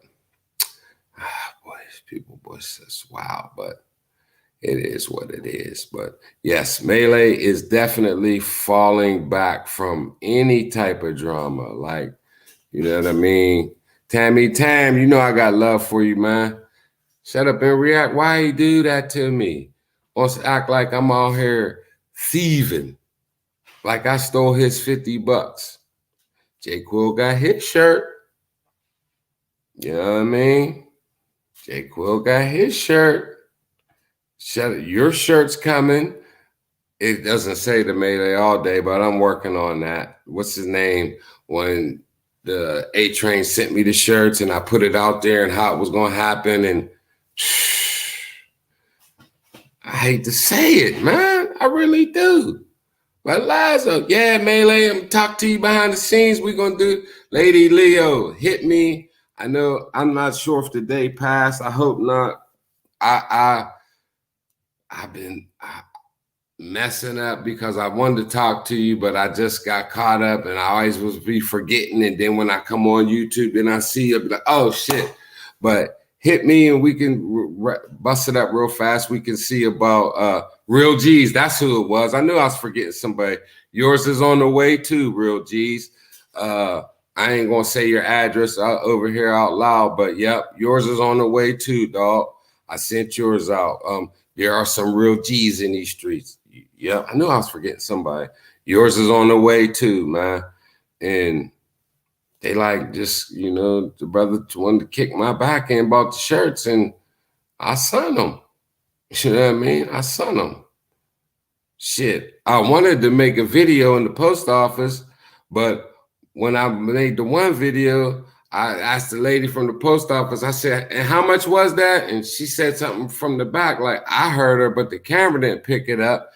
And she was acting like she was high. And so then I felt like kind of weird, like, how people are, man. Oh, don't do that. So, I wasn't shooting the videos when I mailed them because I'm at the window having to deal with the woman.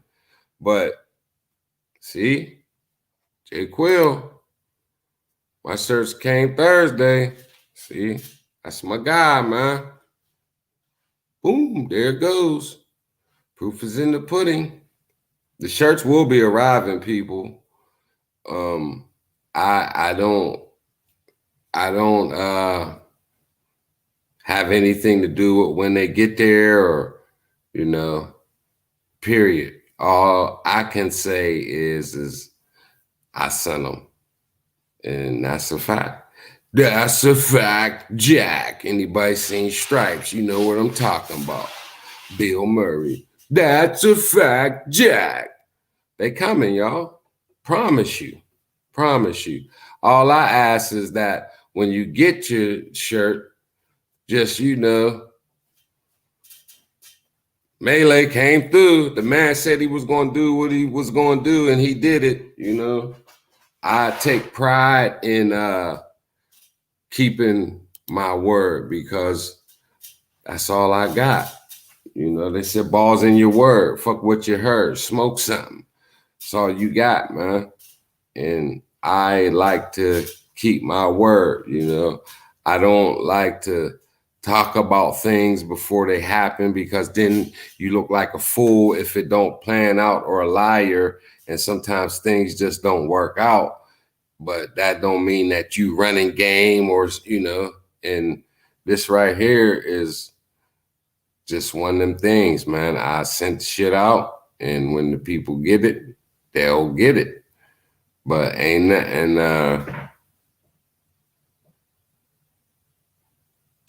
right. Right, Tammy. You had said React paid for the shirts that would be a dump. Well, he didn't pay for the shirts, he paid for the shipping. That was A-Train that paid for the shirt. A-Train had them made, you know what I mean?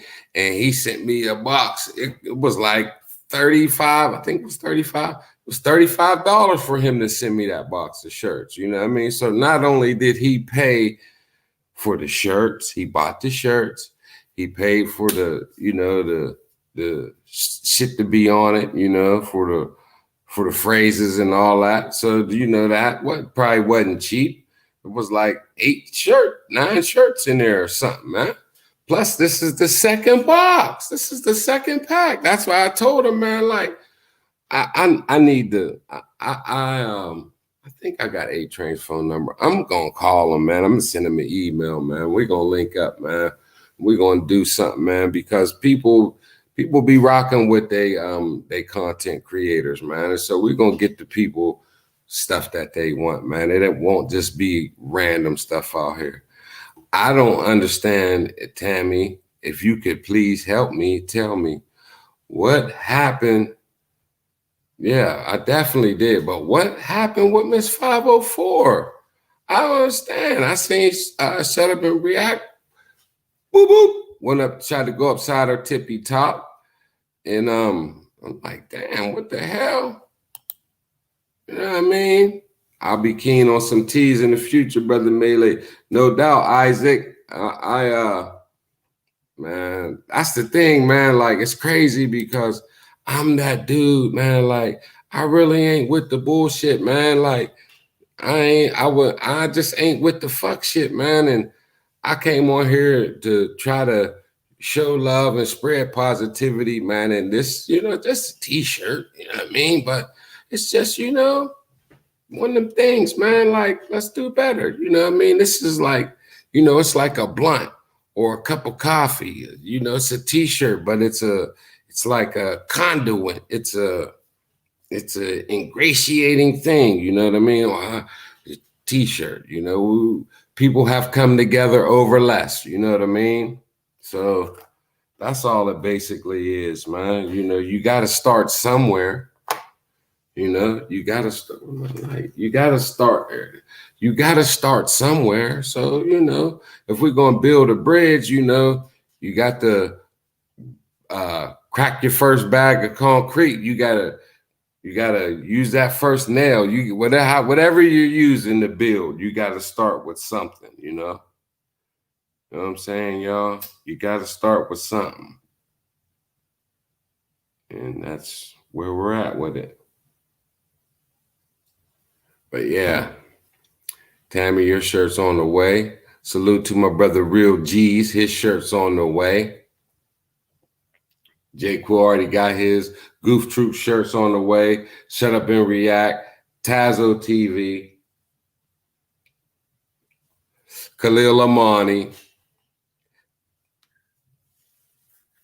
Tammy, I was saying Roten, but is it Rodden or Roten?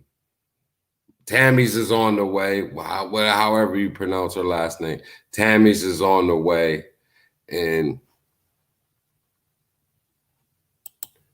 I mean, you know, that's nice, you know what I mean? And that would be great, but you know, I ain't I ain't. I don't. You know. I ain't. I don't want to sound like. Oh, you know. I ain't. For me, shit.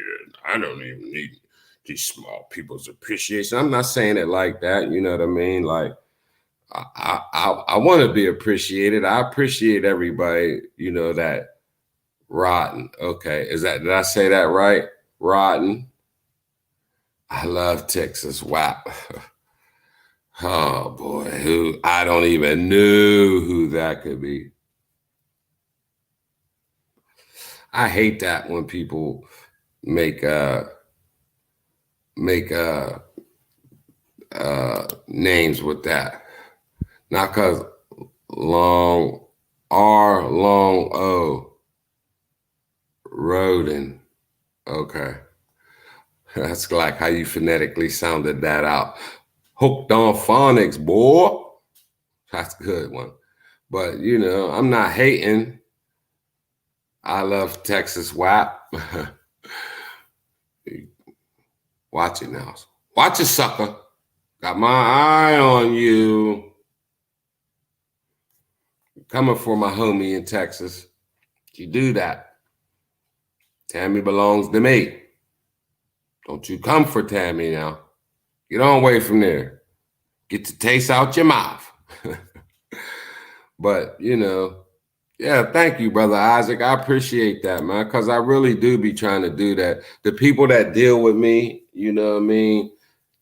I think that they know, you know what I mean? Like, I ain't, oh, get that money, man. I see get that money, man. I don't know if that's him. Could be, could not be, but get that money, man. If that is you, or if it ain't you, to get that money, man, came at me wrong for no goddamn reason, man. None at all, man. And it's like, you know what, man? This is like where we're at with it now. This is like the second or third. I want to say three, but the first one I didn't even say nothing. The second one I did, and then third one it was just like, you know what, man? He want me to be shooting at you. Why? I do not know, but I never said anything bad about you. He just kept saying shit like I'm snaking him. I'm like, why does this dude think that he's on my radar to where I'm plotting against him? For what? You know what I mean? Like, for what? And I don't even know his real name. To plot on him for what? Yeah, I should cut that sneaky shit Melee did. Think I didn't. Dude, you don't even have a channel. Like, I don't understand, man. See, that's what I mean. Like, Tazo is my friend, dog. Me and Tazo have be offline. We've talked about relationships. We've talked about our kids. Like, we are bros. Like, we kick it. So I'm not going against Tazo.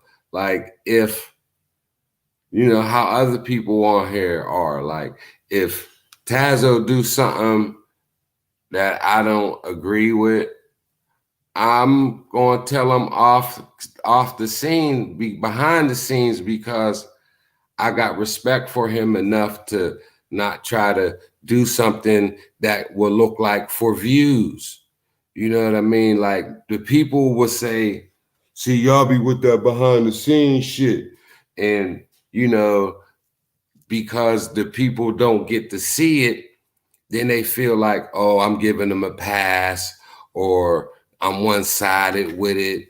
But I ain't on here checking nobody per se, you know what I mean? Like that.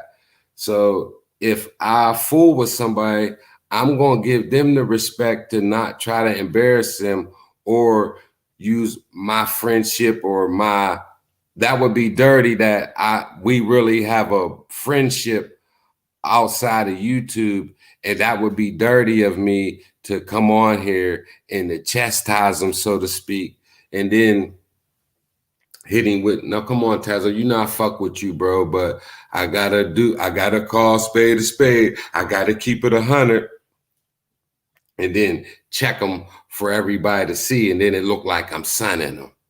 I'm not going to do that to nobody. You know what I mean? I'm not going to do that to nobody. Because I wouldn't like nobody doing that to me, doing something to me, and then it resulting in views, and then I hit them with the, oh, it wasn't like that, bro. Come on, dog. You know, it wasn't like that. I didn't mean it like that, and explain my way out of the little fuckery shit, how that went. Yeah, but see, this is what you got to understand. You saying you made peace with Tazo and then he flipped on your sister. That's a whole, you know what I mean? There's levels to that shit. So if he made peace with Keisha, or you made peace with him and then he flipped on Keisha.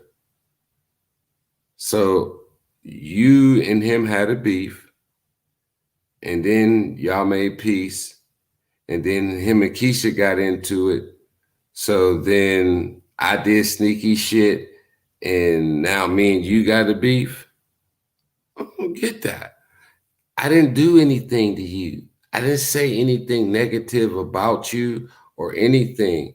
So no matter what goes on, like if that's how you feel, then you know what I'm saying? Like, where does that leave me? You know what I mean? Like, okay, now you want to call me names and I'm a fuck nigga and all this and all that. All right, you know what I mean? I guess I have to take that, you know what I mean? But you know how everything went down, shit with me and you.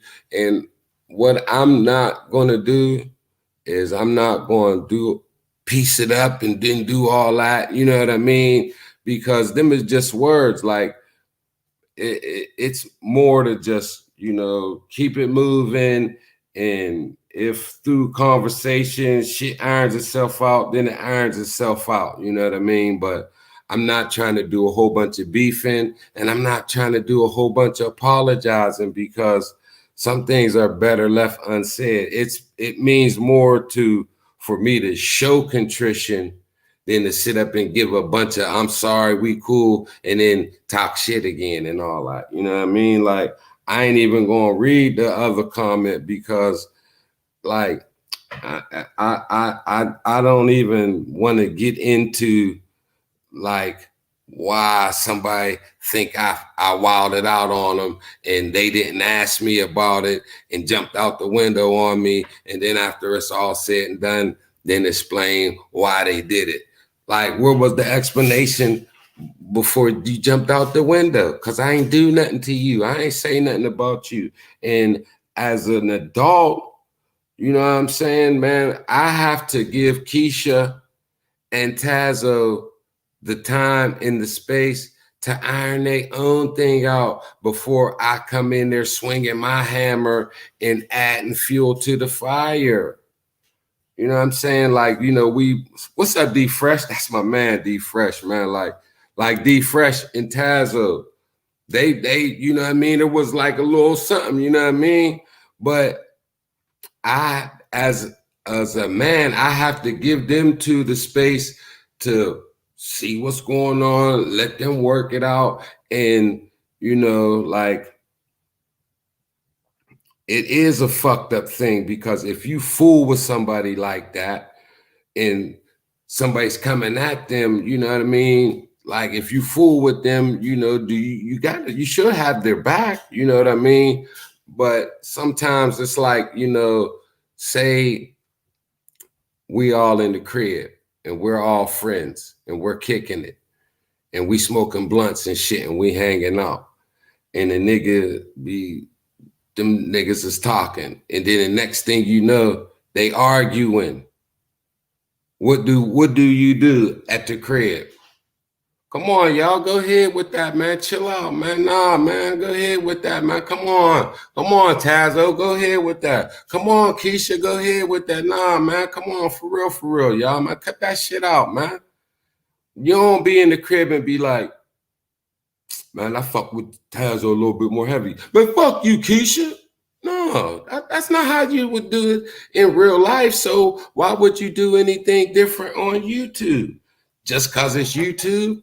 You know what I mean? Like, even if you do fuck with one person more heavier than the other person in real life, you know what I mean? You wouldn't be like, man, fuck Melee because he's cool. If we're all in the crib and Keisha and Tazos is going at it, and you're like, nah, man, y'all chill out, chill out, chill out, chill out, chill out, chill out. And while all that's going on, I say, yo, Tazo, here go the blunt. Here you go, homie. Hand you the blunt.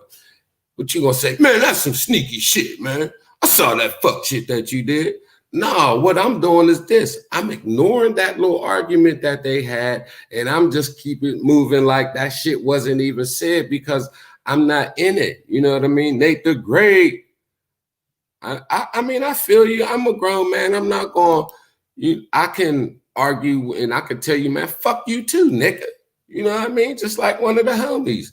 You know what I mean? Fuck you, nigga. Fuck you, man. Like, man, fuck you too, nigga. Fuck, man. I'll do it. I'm gonna pull my burner out and blast you. You know what I mean? And we were just cool a week ago. You know what I mean? It was all good just a week ago. No, I'm not gonna pull my burner out and blast you because we said fuck you back and forth to each other. I'm man enough to, fuck it. It wasn't nothing. You know what I mean? He ain't wrinkle me. He ain't take the lining out of my t-shirt. The lining in my neck still good. You know what I mean? So.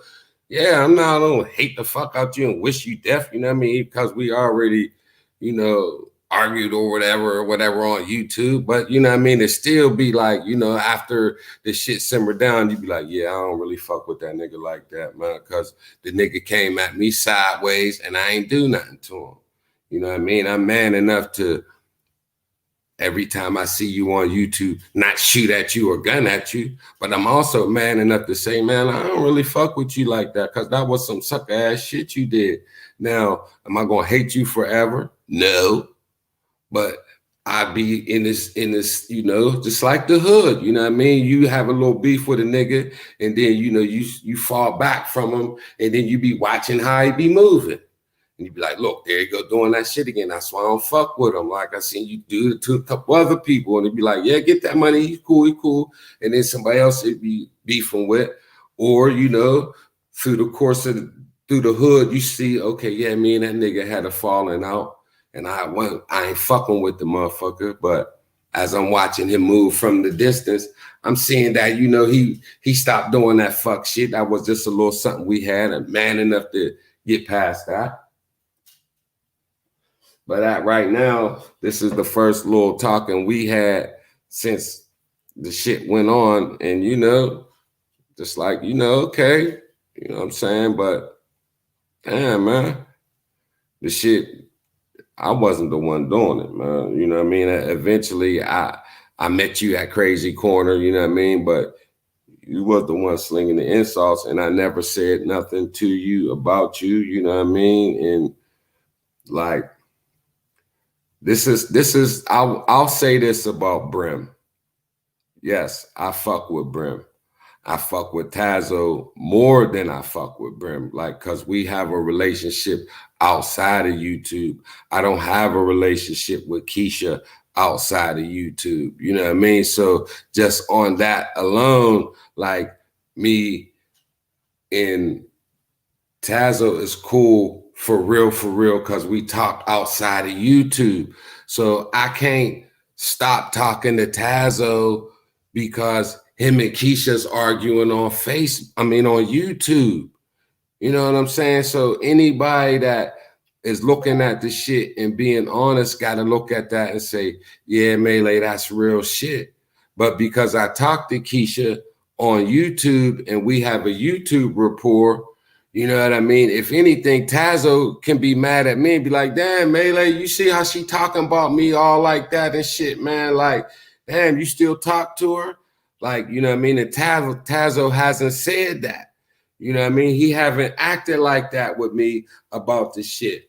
But at the same time, that's why I just been being cool, because I got to see how it's going to play out. I'm not falling back from Tazo, you know what I mean? I'm still going to talk to him, but on the YouTube way the shit is, you know what I mean? I'm just like taking my hands off the wheel and letting them figure it out, because eventually they'll quit talking about each other, or they'll keep talking about each other, or it'll go, you know what I mean? If it's going to play itself out, and it's going to play itself out without me, you know, putting any spice on it, you know what I mean? Or without me saying, y'all need to chill, you know what I mean? They're doing their thing, you know what I mean? But my is, man, stop beefing, y'all. Like, what is it doing for either one of y'all? You know what I mean? Y'all, it's just content to go back and forth, and it gives the people that enjoy fuckery, it gives them what they want. The only people that is benefiting from this are the people that like to see a shit show. You know what I mean? Like, Khalil Mani, I'll be watching his videos and I like him. And this is the problem that we have on YouTube. Then Khalil Amani comes on and says, you know what, Tazo, you are a fuck nigga. You are blah, blah, you know what I mean? This and that. And I have to keep it 100. Now, if you have something like this is, and it's no disrespect to Brim, because she knows that I fuck with her. But if you have guys like talking men shit, that was one thing Tazo said, that's true. If the fellas are watching the game and they're talking shit about women and doing what the fellas do when we get together, and a woman comes over to that shindig, or whatever you want to call it, she can't come in there and tell the fellas how to act like. I mean, she can, you know what I mean? Because everybody have the right to say what they want. But, you know what I mean? When you think about it, that would be like me as a guy telling women how to act, how to be a woman. You're a woman regardless of how you act. You know what I mean? Now there's levels. Are you a good woman? You're a bad one. You're still a woman. You know what I mean? And if women act like, a man will never know how women act when it's just women. So if women are doing what women do when men ain't around, when a man is around to see that, he can't say, y'all ain't acting like women. That's nigga shit. How do I know that? Because when women are just what women, they do what women do. So when men, the fellas is just what the fellas, they do what men do. And then if a woman happens to go behind the curtain and sees it, she can't say that ain't what men do. That is what men do. Y'all just don't know about it. You know what I'm saying? So it's like it's fucked up, because like I said, you don't agree with nothing. You don't agree with everything that anyone does. The only person you agree with 100% of the time is yourself, because that's why you do what you do, because that's, you know, that's the only person you're going to agree with all the time. And then there's going to be times you're going to say, yeah, I shouldn't have did that. I was wrong. You know what I mean? And I just think, you know, as far as the whole thing goes, like, I think a lot of the beef come in with Brim, because she will go toe to toe with a dude. You know what I mean? And then say, man, y'all niggas didn't do nothing or say nothing. You know what I mean? And this motherfucker talk to me any kind of way. You know what I mean? It's like a woman who smacks the shit out of a man. Pow! And then when he smack her back, she looks around and say, hey, y'all gonna let this nigga smack me? Like, you know what I mean? Come on, man. You are talking shit to niggas. And that's no disrespect to her, man. I'm just keeping it 100. She will shoot off at motherfuckers. And then if a motherfucker shoot back, it's, you know what I mean? I'm a woman. And, you know what I mean? I don't know if that's fair. You know what I mean? But, you know, it's not no right or wrong, or, you know what I mean? It's just how I see it as far as that goes. You know what I mean? But, you know, she is a strong woman. as far as her opinions and how she looks at things, and she voices her opinion.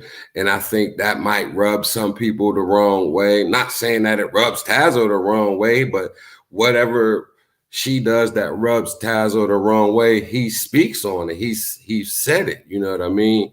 So it's not, I don't have to interpret it, or I don't think anyone else has to interpret or wonder how he feels because he say.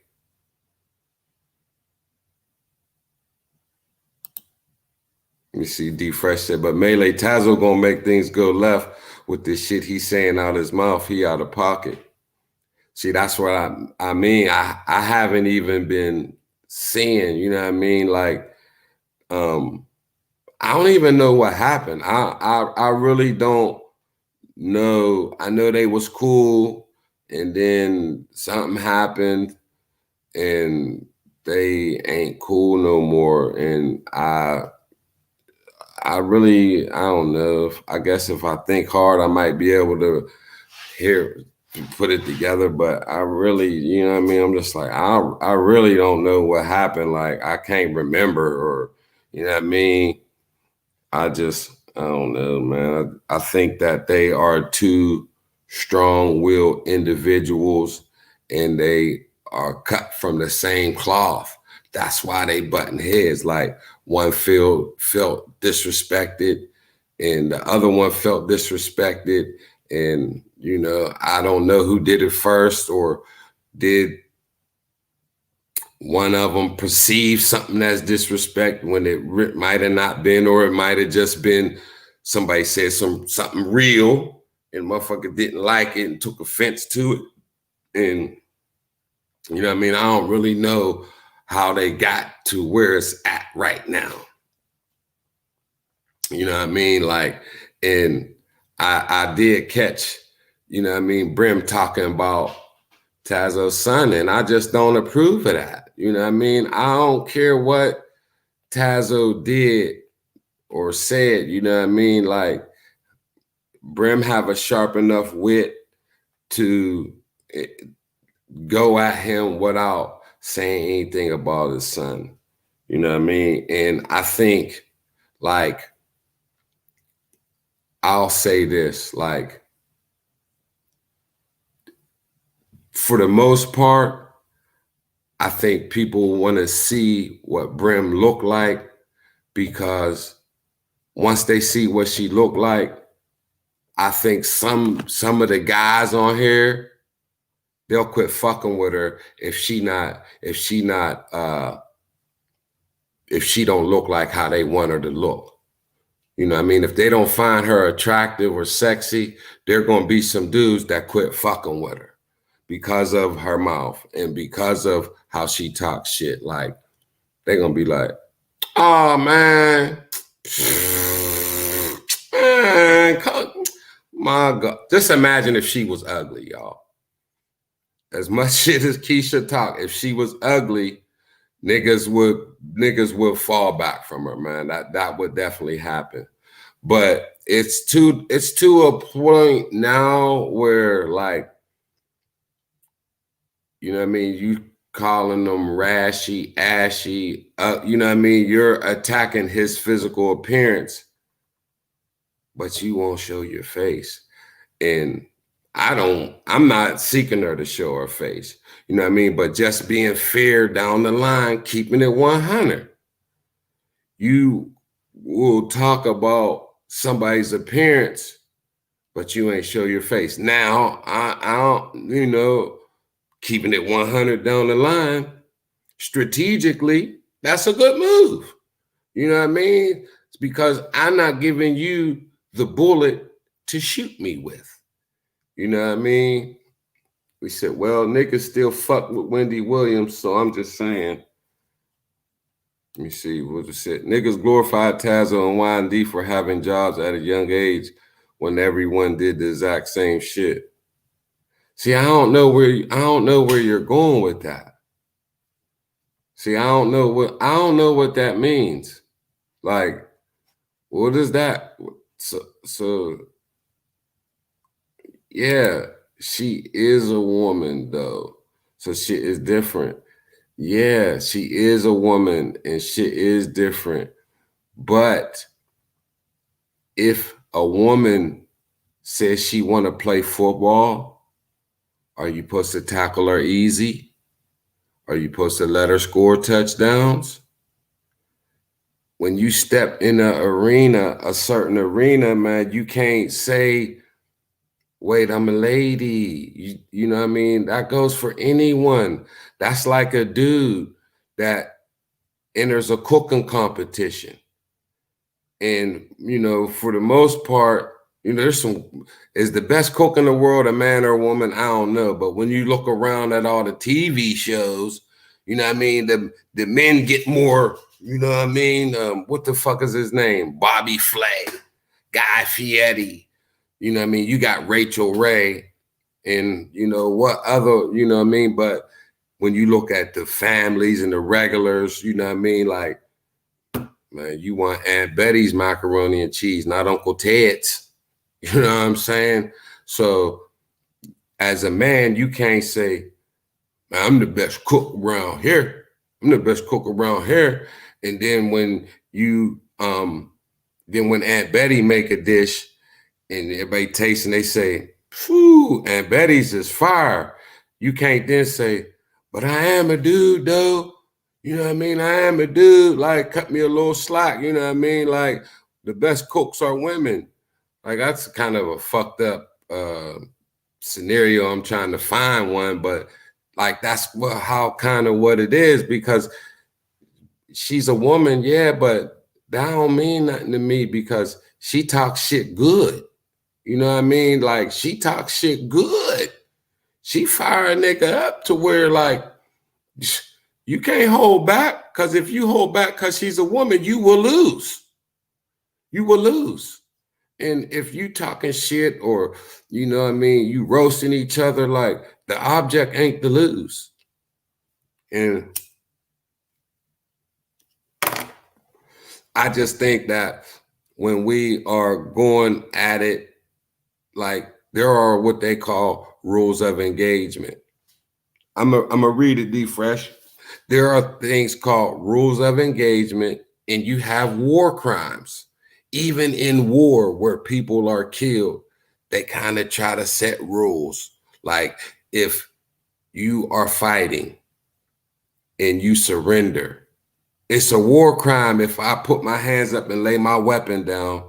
You're supposed to capture me and hold me until either you lose or you win.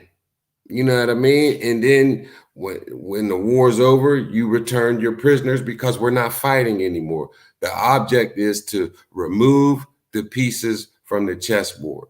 If we're playing chess and I capture your pawn, when I capture your pawn, I don't take a hammer and smash the pawn so it can never, you know what I mean? Like, this game, you are off the board till there's a winner or a loser. And that's how it goes. And if you kill the guy that surrenders, well, you better hope you win the war, because if you don't win the war, then that's a war crime. And I think talking about the children is a war crime. You know what I mean? Nah, when you say no, you do know what it means. Y'all glorified niggas for having jobs like it was a fucking anomaly. See, that's where you lose me, because first off, what you mean, y'all? I'm going to tip my hat to any young brother out here that has a job and is doing right, because it's not an anomaly, but being that we are oppressed and we're put in situations, a lot of young brothers are not working. A lot of young brothers is out here, they rappers. They're rappers. Or the brother that's in high school and is good at sports, but ain't doing his homework. When you see an athlete that's a good or great athlete, and you hear that they're also a good or great student, You are to applaud that. What's wrong with lifting up and encouraging and saying salute to the brother that's doing good? Is it like let me see. Niggas glorified Tazo and YND for having jobs at a young age when everyone did the same exact shit. Now let's break that down. First off, everyone didn't do the exact same shit. Brother? You mean to tell me everyone you know at 25 had a career and not a job? HVAC's a career. Every nigga you know at 25, and I don't know Y&D to have no job. I don't do Y&D. So you're saying everyone's glory. I mean, and I don't know where you get that. Like you GTM, you take things, man, and you jump out the window, bro. I'm starting to wonder, how old are you? You know what I mean? Because you're not showing the wisdom of a older person. Like you're thinking young, dog. Like, what you mean? You be saying everyone, and you be assuming shit and all that, man. And they like, I saw that, man. That was that. I don't know what you're talking about, man. Maybe you had a job, and maybe people didn't exalt you or applaud you. So are you mad? Like, what? I don't know where that's going, man. See what you talking, man. I already told the government I'm killing anyone that's not American. Man, woman, and child. That's why they left me in America. What? Are you saying that's what some man, okay, like human being said, or like man said, already told? I don't know what you're saying. No, you do know what it means. Y'all glorified niggas for having jobs like it was a fucking anomaly. See, you sound like a white man. That's how you sound right now. Because in our community, brother, we have a lot of brothers making bad choices. So when we have brothers making good choices, we need to applaud them. We need to applaud them for two reasons, if not more.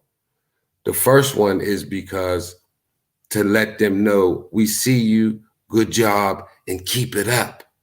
And the second reason is for the dudes that aren't doing right. You know, for the dudes that aren't doing right. Maybe them seeing a dude getting the accolades and the love for doing right might encourage them to do right. Let me go check out my man D Fresh, man, and check the last comment he made. Let me see. Melee, Tazo gonna make things go left with the shit he's saying out his mouth. He's out of pocket. Maybe shit. I know how women act when their man ain't around.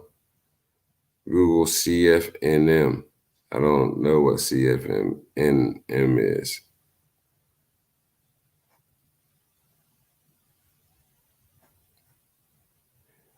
Nate Ski.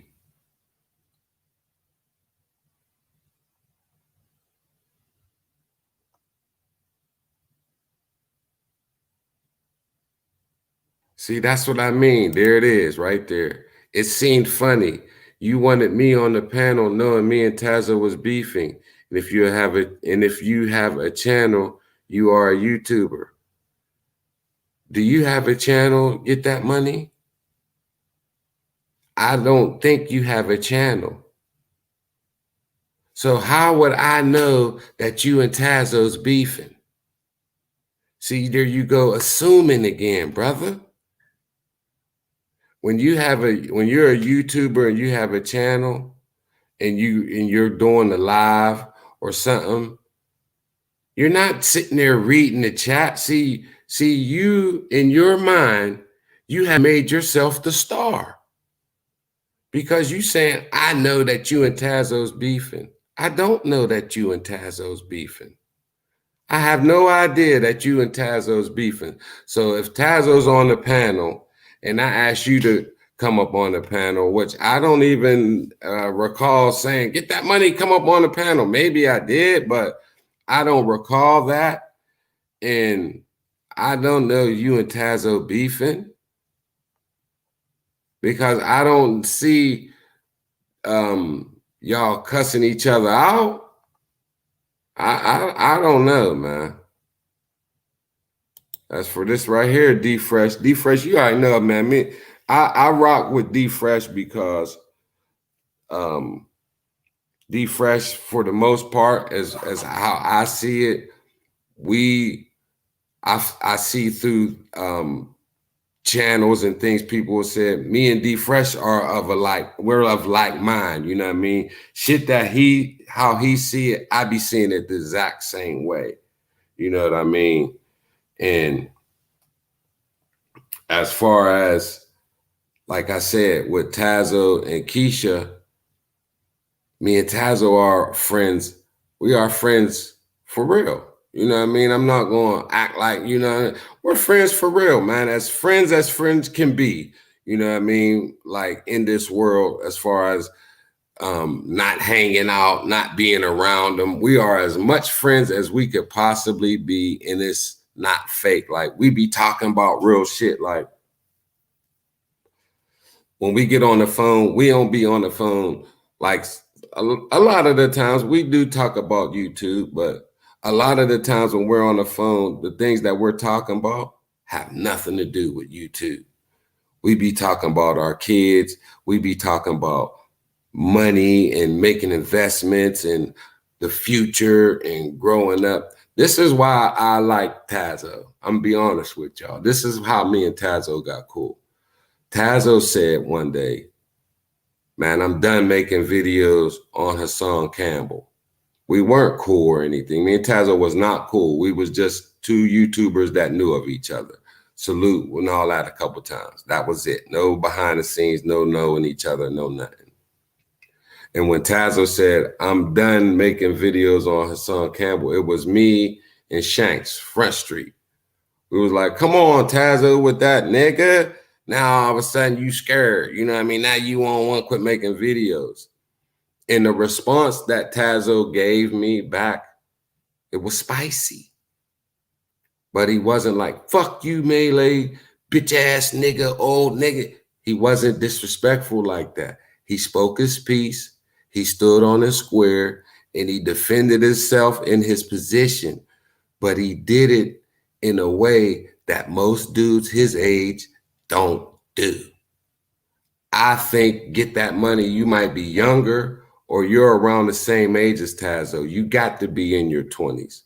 And how you reacted, fuck you, Melee, la, la, la, la. That's what most dudes do. You start to tough talk, fuck you, nigga. That's where we go as black men. A lot of us go to that. Fuck you, nigga. I'll fuck you the fuck up. I'll bury you. That's where we go. We don't even have enough love for our race to care about the next man, the next brother man. Black lives matter except the black people. Black lives are supposed to matter except to black people. You don't have enough. You immediately, you want to kill me. Fuck nigga, fuck you and all that. Because I said, come on the panel? Because you assume that I know you and Tazo's beefing. Let's just say that I didn't, for conversation purposes. Let's just say I did know that you and Tazo was beefing. And I did say, come on the panel. And I wanted to see a shit show for my channel for views. Does that warrant death for me? I might be a fucked up motherfucker, but does that warrant my kids to not have a dad? You know what I mean? Is that enough reason to want to kill me? Don't our black lives mean anything more than the first thing we do, death? The way we treat each other and the way we talk to each other, if a motherfucker was the judge and the nigga stole a loaf of bread out your house, you give him the death penalty. Fucking killing, bitch ass nigga. White people don't do that to each other. Chinese people don't do that to each other. We the only motherfuckers that hate ourselves and wish death upon ourselves, man. You know, we talk that shit when the police and all this and all that. We harder on each other than the police is to us. We killing niggas at a way more faster clipper rate than the police are. But niggas want to snap out when the cops do it. Want to have a riot and all that when the cops do it, but we do it all day, every day. And that's what I'm against, brother. Seem like you got some issues. I know that you're not going to take that the right way because you're not going to see it. You know what I mean? You living from the inside out, as we all do. You know what I'm saying? But damn, bro, you be tripping, man. Look at this statement, man. Like, I'm not picking on you, man. Like, the only way to grow, man, is if you're willing to see it a different way, man.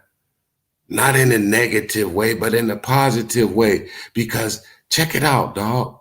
If somebody points something out to you and you don't resist it and you see it and you say, you know what? I do be assuming shit, man.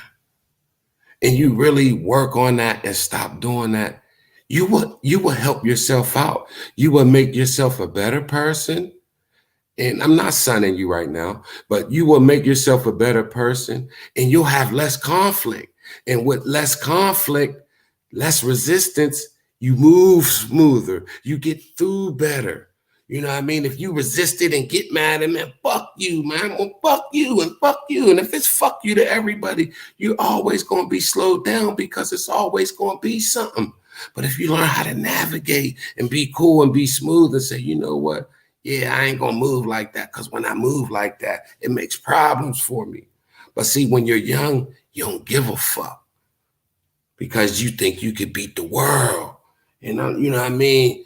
Like, half the battle is, you know, with the young brothers is, you know, you grow up, you don't have the things you need and want in life, whether it be dad not around, dad in jail, mom, somebody's on drugs. Like, you know, a lot of us encounter a lot of fucked up shit in our childhood, in our youth, and we told what to do, and we got niggas threatening us and we be scared of motherfuckers and shit's going on. So then, you know, you start growing up and you start becoming the man, and then you start protecting yourself and defending yourself.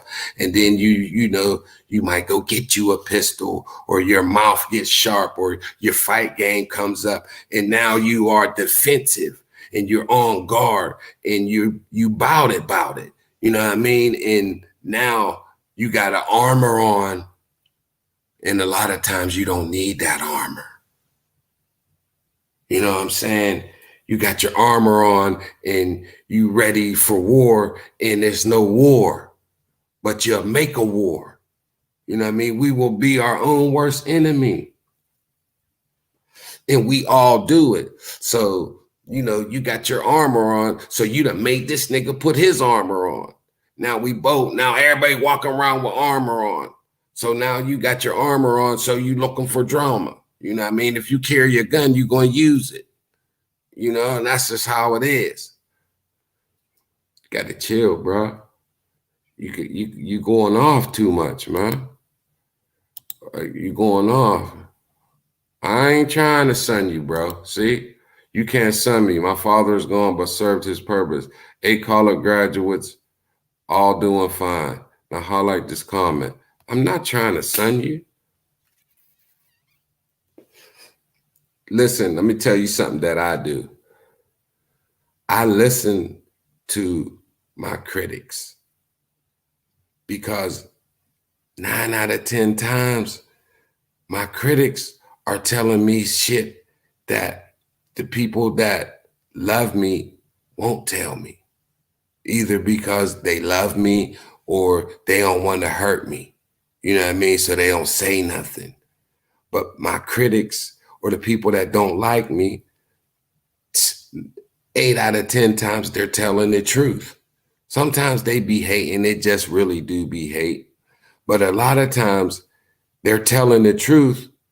They're only saying it because they might hate me, but because they hate me, that don't make it false. So when somebody's saying something, I'm wise enough. That's why we got 2 ears and 1 mouth. I'm wise enough to at least hear it and take it in and roll it around and consider it, and not immediately say, I'm gonna fuck that motherfucker. He trying to sun me, or fuck that motherfucker. He's too young. He don't know what he's talking about. I don't do that. I listen. And that gives me a leg up because I listen. You know what I'm saying? Knowledge is the key. It really is, bruh. Knowledge is the key. Let me see what this is. Only a few Black lives matter to me. And that's a whole fact. Well, I mean, you are entitled to your opinion. Only a few Black lives matter. Well, there you have it. That's it. There it is in a nutshell. That's why you move and how you move. So how far you plan to get? You gonna beat the world? When you see a turtle on top of a fence post, you know it didn't get there by itself. Turtles can't climb fence posts. And what that means is that when you see a nigga truly on top, when you see a nigga truly on top, a Barack Obama, a Michael Jordan, a nigga that's really on top, they never got there by themselves, man. And you will never get to the top. People will never help you if don't nobody matter to you, if it's all about you. You got to show love to get love, bruh. And if you're not willing to show no love, it's only so far you gonna get, man. Because no one makes it to the top without help. That's what you gotta understand, man. No one makes it to the top without help. Man, what is...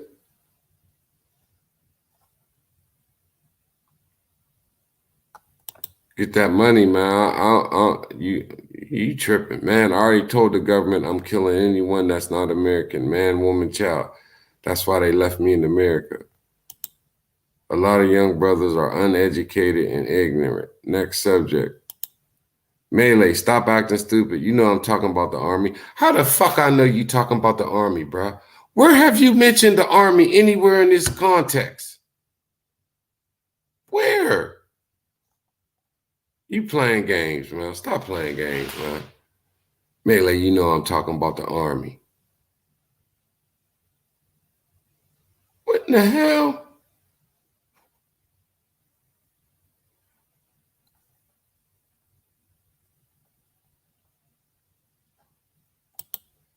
So we have to ingratiate niggas for having a job when we are all capable of being upwardly mobile. You're right. We're not all capable, first off, man, because nothing applies to everyone. There are people that aren't capable, man. There are people that are stupid and they weren't raised by wise people, and they weren't given the tools. They didn't have the proper upbringing to know shit and to know how to do shit, man. So again, there you go, assuming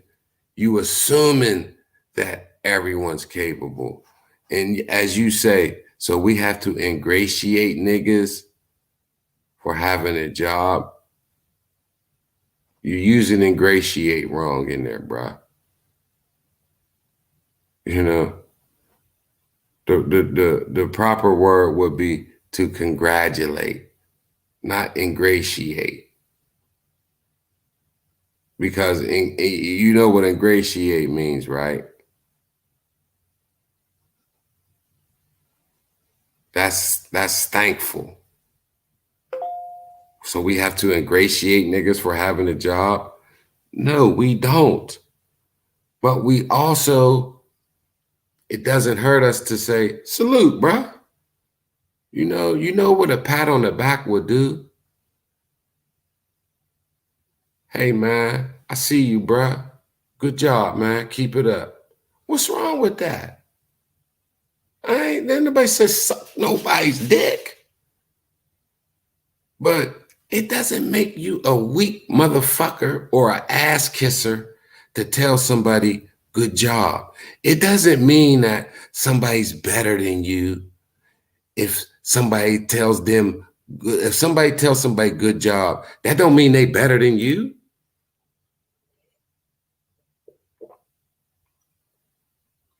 It just means good job. You know, good job. See, when you get a little older and you live longer and you've seen some things and you've seen horror and you've seen the tragedy, then when you see something good going on or happening, man, it make you feel good. Like, I'm happy for that young man. When I was 25, I was in the streets, bro. You know what I'm saying? I was in the streets because I wasn't wise. I was always a very smart dude, man. I had intelligence. I was smart, but I wasn't using it.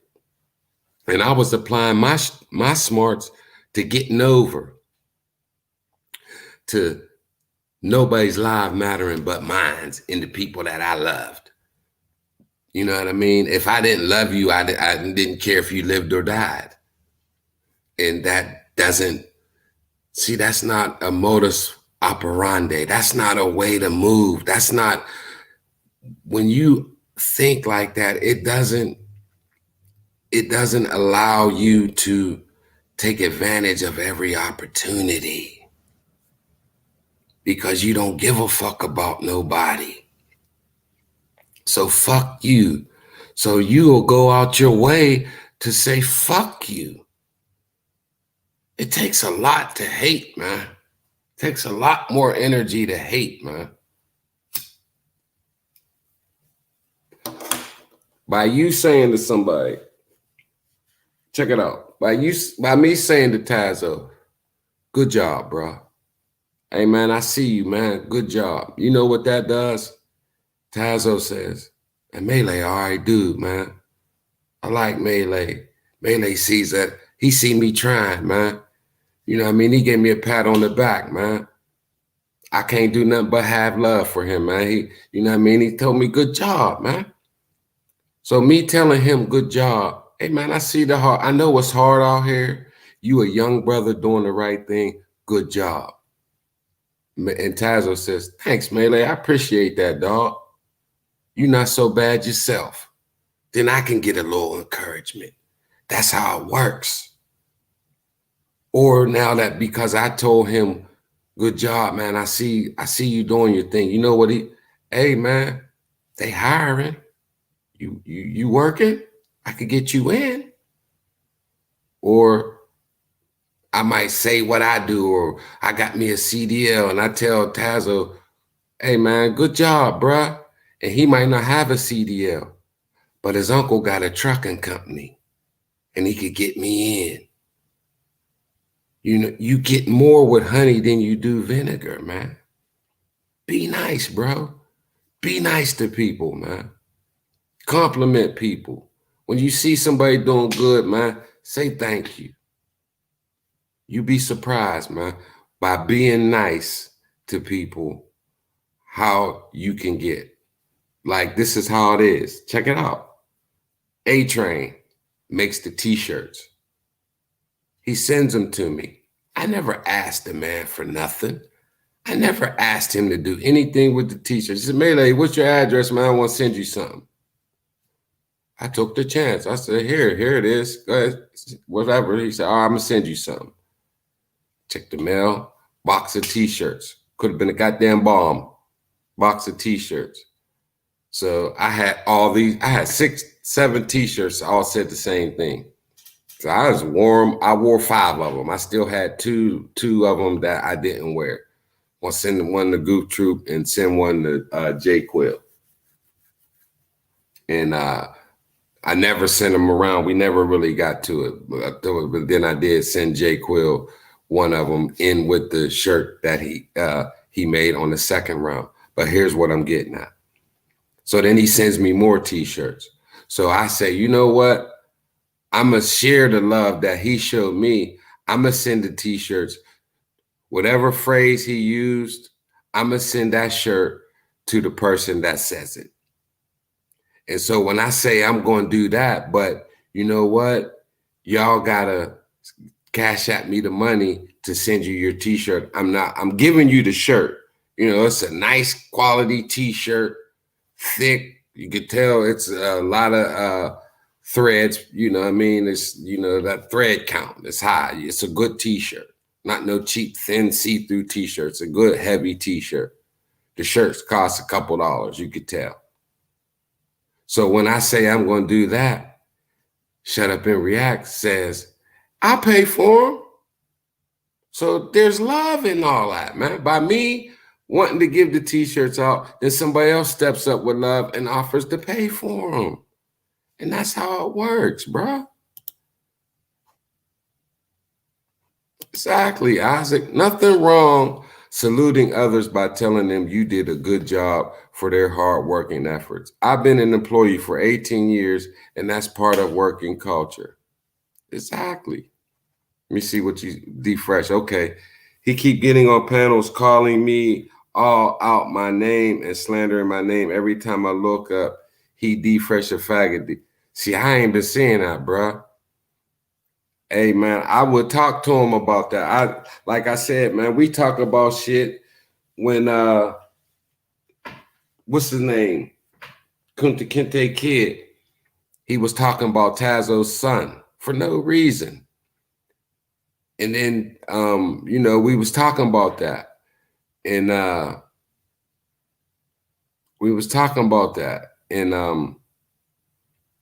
Tazo went ahead and started talking about Cavalli Kid's son. Then we're like, I don't think that's his kid. That's probably a niece or nephew. But then we found out, you know what I mean, the nigga did have kids. I didn't come on YouTube and be like, hey, yo, Tazo, that's some bitch ass shit, nigga. You on here, you mad because the motherfuckers talking about your kids, but you on here talking about his kids. You know what I mean? First of all, I would be emotional, and I am putting my nose in somebody else's business if I do it that way. But because I'm cool with Tazo and we have a relationship behind the scenes, I say, yo, Tazo, for real, dog. You know what I mean? I ain't think that was cool, bruh. You shouldn't have said nothing about his kids. And he's like, yeah, I know, you know what I mean? I just got mad, dog. You know what I mean? I know, man. Like, yo, bro, you shouldn't have did that, man. That made that. Look how Cavalli Kid looked by talking about your son, 5 years old. Look how he looks. Now you doing it. Now we know he did it to you, but 2 wrongs don't make a right. You know what I mean? So now you are just like him. As fucking dumb as he looked, you just made yourself look that dumb because you stooped to his level and you're a better man than him. You're more classier than him, and you are more mature than him than to do that. Now, I understand why you did it. You know what I mean? I'm not going to cut your head off for doing it because all you doing is, you know what I mean, eye for an eye. You know what I mean? Hey, the pain you dish out is the pain I want you to feel. We get that. But that's just something you don't want to do. And man, you right. You know what I mean? Tazo is only 25. And on that, I would be like, yo, Tazo, you know what I mean? What's up with you and D Fresh, man? Like, me and D Fresh, we rap, we cool on here, you know what I mean? He don't really strike me as the type of dude. He just don't be jumping out the window. He might have said something you didn't like, y'all, you know what I mean? Like, and you know what I mean? But what's going on with that, bruh? You know what I mean? And, you know, get to a resolution, like, you know what I mean? It almost comes down to like, yo, D Fresh is my man. Why can you stop going at him because he's my man? Well, you know what I mean? Like, as far as for Tazo to stop going at D Fresh, that might not be a good enough reason for him to stop because Melee's cool with him. So, you know what I mean? Like, D Fresh, good brother, you know what I mean? What happened? Okay. D Fresh, he said, you know what I mean? And then you know, mediate, and then that's how we solve things. But the bigger part of it is that hopefully we as brothers can not let it go there. You know what I mean? Stop it before it gets there, or don't go there. You know, somebody high road, you know how shit is, but you know what I mean? I ain't know that, bro. You know what I mean? I asked him about it and be like, you know what I mean? Like, you know, you just rap to brothers and you know, point things out to them, man, and they either accept it or they don't. You know, you can lead a horse to water, but you can't make them drink. Sometimes, you know what I mean? Because there have been things that brothers have said to me behind the scenes. Like, I ain't above reproach. You know what I mean? Niggas be like, yo, Melee. Tazo have called me up and say, yo, Melee, I'm keeping it real with you, bro. I ain't think that was cool. And I accept that. I don't get mad at him and be like, man, this motherfucker, you know what I mean? Like, I listen, and then sometimes I take it, or sometimes I don't agree with him and I continue down the path that we're on. Like, there was an incident, and you know what I mean? He mentioned something about something somebody on YouTube was saying or doing, and what they were saying or doing, he was right about, but it wasn't enough for me to not fuck with him anymore. You know what I mean? Because I look at things like, this is one thing that I say to people and about me and about other people. Do I got to be perfect for us to have a relationship? Because if the answer is yeah, then I'm not going to fuck with you. Like, we going to make mistakes in our lives. We're going to say things that are wrong. So when I go in knowing that, I give people leeway, you know what I mean? Like, D Fresh, like with me and Get That Money. He said something one time, I just ignored it. Then the next time he said something, I'm like, yo, bro, what's going on? Why are you saying that, man? And he was like, oh, what you mean? I'm like, yo, what, you know what I mean? This and that. I didn't, oh, well, I thought no, bro, I didn't mean, you know what I mean? And it was cool. And then he did it again, you know what I mean? So then it's like, okay, I see how this brother's operating. Like, you know what I mean? I'm already spoke to him and said, yo, you know, if there's something going on, you can holler at me, you know what I mean? Like, yo, man, like, what's up, man? You know what I mean? And then I'd be like, yo, oh, you know what? I didn't, my bad. That was offensive. I didn't mean to offend you. Please forgive me. You know what I mean? I'm on that type of time. Like, I don't look at somebody like an 8-year-old could ask me, Melee, why you do that, man? I didn't appreciate that. And I would say, oh, my bad, young buck. I'm sorry. I didn't mean to do that. Please forgive me. My intentions are never to just disrespect somebody unless I'm disrespecting you out and out. Let me see. I said, Melee, do you have family in Jersey? I swear you and my boy, why man have to be related? No, unless I don't know. See, D, my man, D Fresh, I fuck with you, bro. Real shit. I'm not asking him to stop. You just got to deal with consequences when you cross a certain line. That's real. That's real. But you know what I mean? Sometimes some consequences we can't come back from. So, you know, if we can avoid that, you know, sometimes just a conversation can clear shit up. You know what I mean? Like, and even if it doesn't get to being cool, you know what I mean? We, at least if there's no confrontation, there's no issue. Because a lot of times, you know what I mean, like, you don't even want to be cool with a motherfucker after they cross a certain line. You know what I mean? But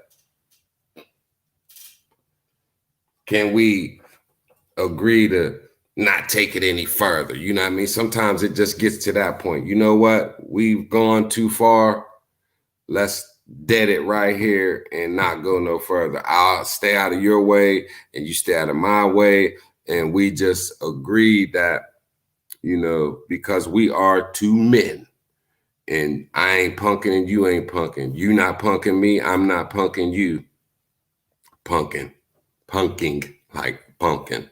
Hey, pumpkin.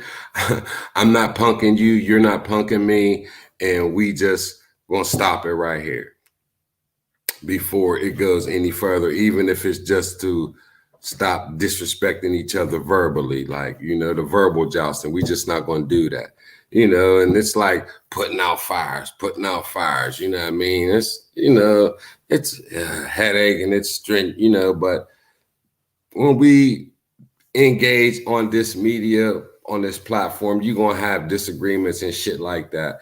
And just as brothers, you know, like I just don't want to go through it, man. And you know, dudes that I fool with, I hate to see them going through it. And I would hope if there's a way for me to intervene to cut it, so we just not disrespecting each other. We, you know, somehow find a way to not be disrespectful. Then, you know, it's worth a shot. You know what I mean? It's worth a shot. You see, I didn't catch this one. He started doing all this out the blue because I support Keisha. You know what I mean? See, that would be somewhere to start and be like, yo, bro, this is what that man said, man. And then, you know, Taz will be like, he might be like, yeah, man, because, you know what I mean, she said such and such, and he was like, boom, boom, boom. And then, you know, I'm like, okay, D Fresh, he said, you know, that Keisha said this, and you was like, yeah, you know what I mean? That's right, get him, girl, or, you know, whatever his reasoning is. And then you might be like, yeah, I did do that. You know what I mean? So I could see why the nigga started this shit.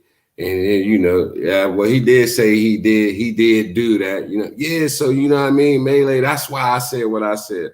Okay, now can we did it? We both see that we not cool, you know what I mean? But, you know, that's, you know, one of them things, man. So I feel you, D Fresh.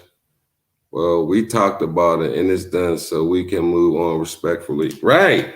Now you speaking my language. Right. Right. You know, right. But it's just a shame that it had got to the point. Damn, fucking up on my leg. Hair bump. It's a shame that it got to the point where I gotta block you from my chat because you coming over to my channel keep saying crazy shit. Now you know that happened. You know what I mean? You know that happened. And that, you know, you see, that's the thing. I want to acknowledge this key panel and talk to him like a man talked about it and left it at that. And then I look up and he's saying all this shit all over again. I feel you on that, D Fresh. You know what I mean? I didn't catch that. You know what I mean? Tazo know I fuck with him. I would not go behind his back and betray him and side with you and then be like, yo, Tazo, what's up, my nigga? But over here, like, kissing your ass or like, yo, I feel you, D Fresh, you know what I mean? But what you saying right here, see, that's the thing. I went on Knowledge's key panel and talked to him like a man, talked about it and left it at that. And then I look up and he's saying the shit all over again. So, you know what I mean? That's the type of shit where you'd be like, what's up with that, Tazo? That, you know, like, I feel you, man, and with you saying that and that, you know, that's how you seen it. I didn't catch that. And then I'm not saying this because I'm saying you're lying. You know, it's just, you know, you might see it like that. He might see it a different way. But all I'm saying is that, like, you know, with that being said, that's how it went down. I could see you, how you feeling about the situation, about it with him. You know what I mean? And I will rap to the homeboy about that, man, because, you know, if we can fix shit, man, why not? You know what I'm saying? If we can fix shit, why not? You know what I mean? You see. Ayla, you can go look in her chat. All you'll see me saying is hit the like button or posting a cash app. And I do be seeing you, you know what I mean? Like, you know what I mean? I seen you have arguments with different ones and shit, man. And I be like, damn, man, this nigga tripping because D Fresh don't be wilding out. Get that money, be wilding out, dog. Like, it was crazy because then I start thinking, man, that Get That Money was a burner account, man.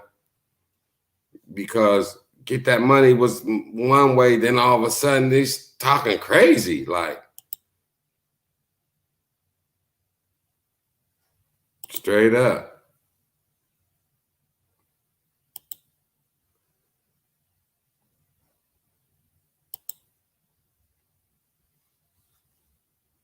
I feel you, man. So I'm gonna definitely rap the Tazo about that, man. You know what I mean? Catch his side, man. A lot of times, man, as you already know, man, a lot of times, this is the thing, D Fresh, that I've come across on YouTube, man. And this is another reason I don't jump out the window no more, man. There's liable to be a troll account and you don't even know it. Because when motherfuckers be trolling, if they see you, they won't use your account. Now, sometimes they will, and you'll catch two melees in there. But see, that defeats the whole purpose. I got a motherfucker that got a troll account and keeps snatching my profile picture, and they'll be in the chat acting like me. And then I got a motherfucker going at me like when he said, Melee, you invited him on the panel.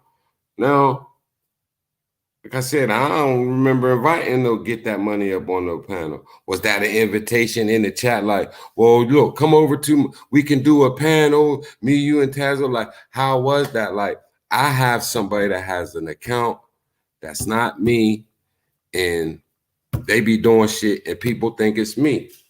You know what I mean? Not saying that Tazo did that, but there might be a D Fresh account, and they use it sparingly, and motherfucker, just saying, probably not, but could be, because I've gotten into beefs with people behind my troll account. Some shit was going on, and Jay Quill was like, yo, that ain't Melee. And he called me up. He was like, what you doing? Like, he's talking to me and shit. Like, we're on the phone, we're talking. I'm in the car driving. And J. Quill was like, yep, that ain't him, y'all.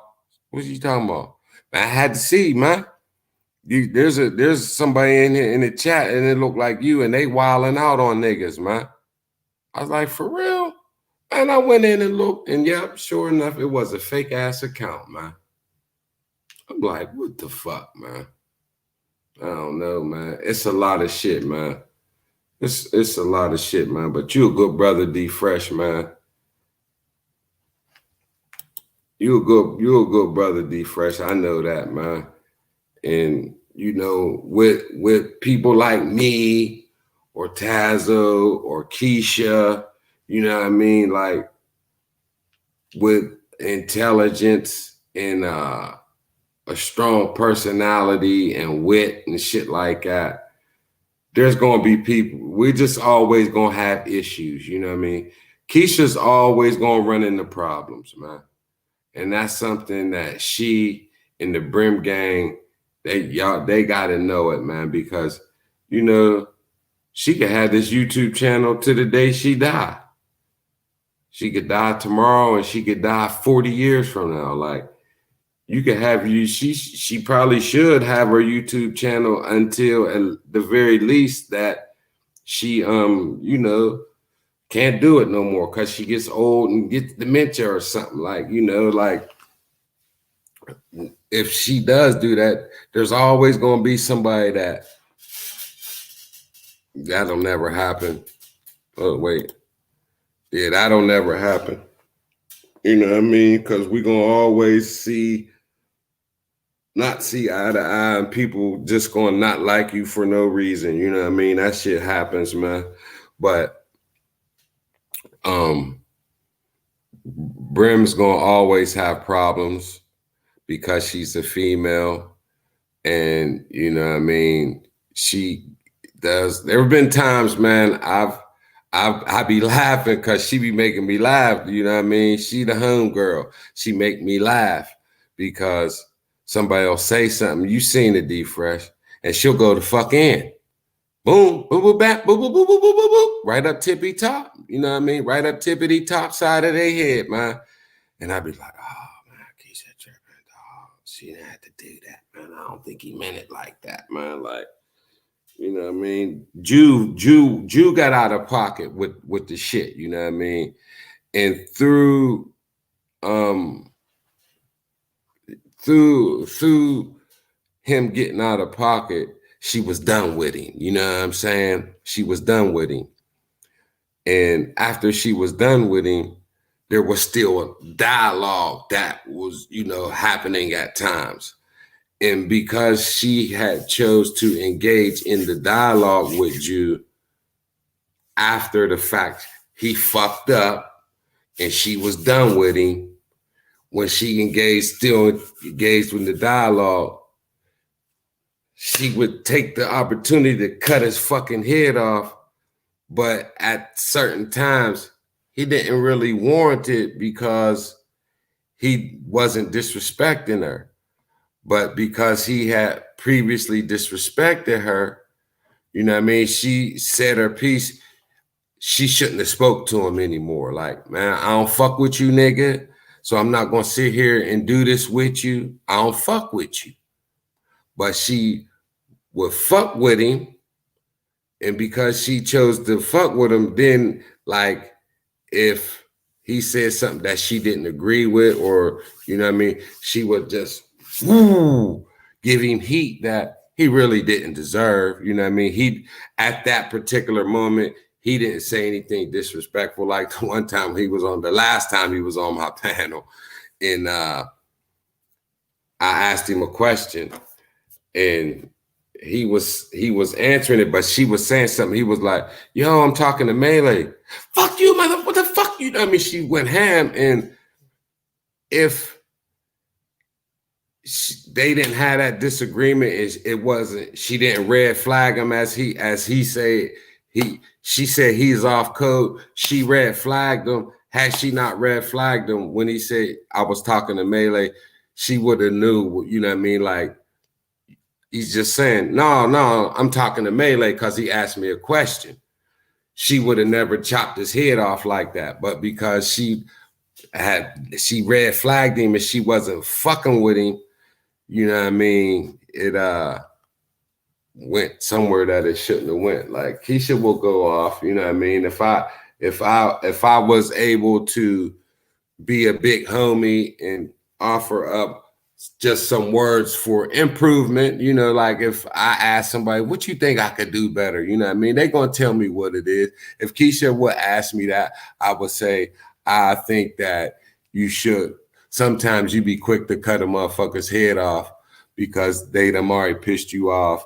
And you know, sometimes you cut a nigga some slack, you know what I mean? I wouldn't say show your face or whatever, but I think it is time to show her face though. Fuck it.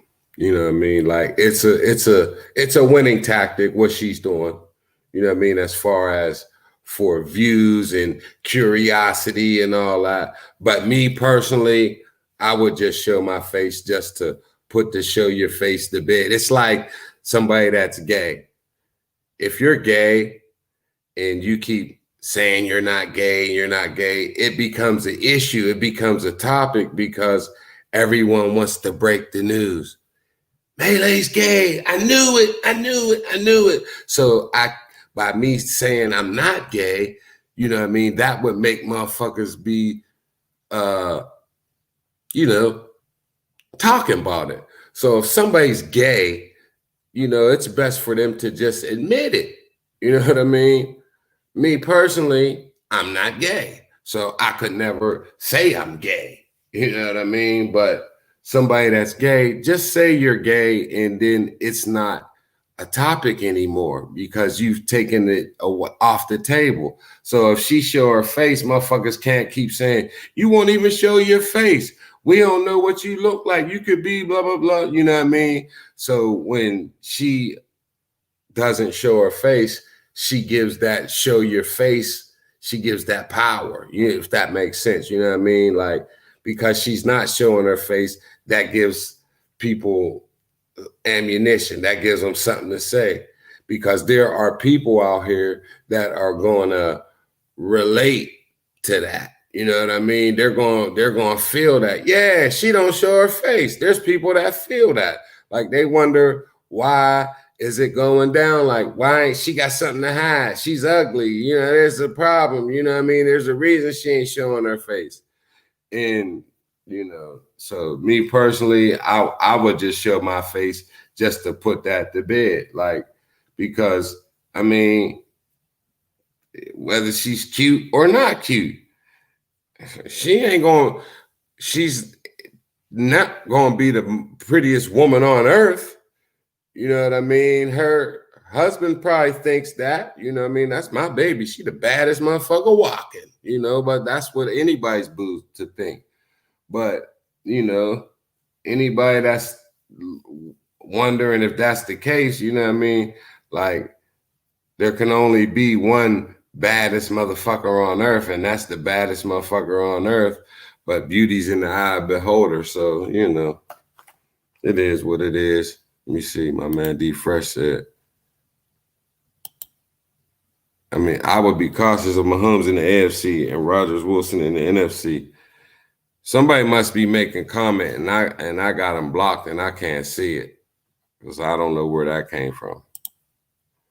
Be fresh, that's a fact. Remember, she popped up on niggas talking shit, and she still had a wrench and caught niggas slipping.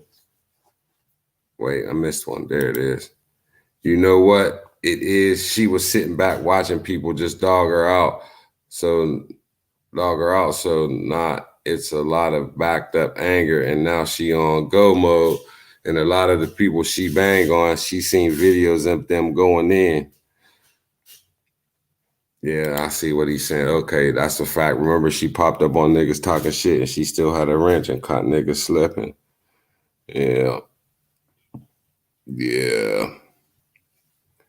I think, you know what I mean? For me, I remember, because at that time, me and her had fell out, and I had said like what I said, but I wasn't talking shit.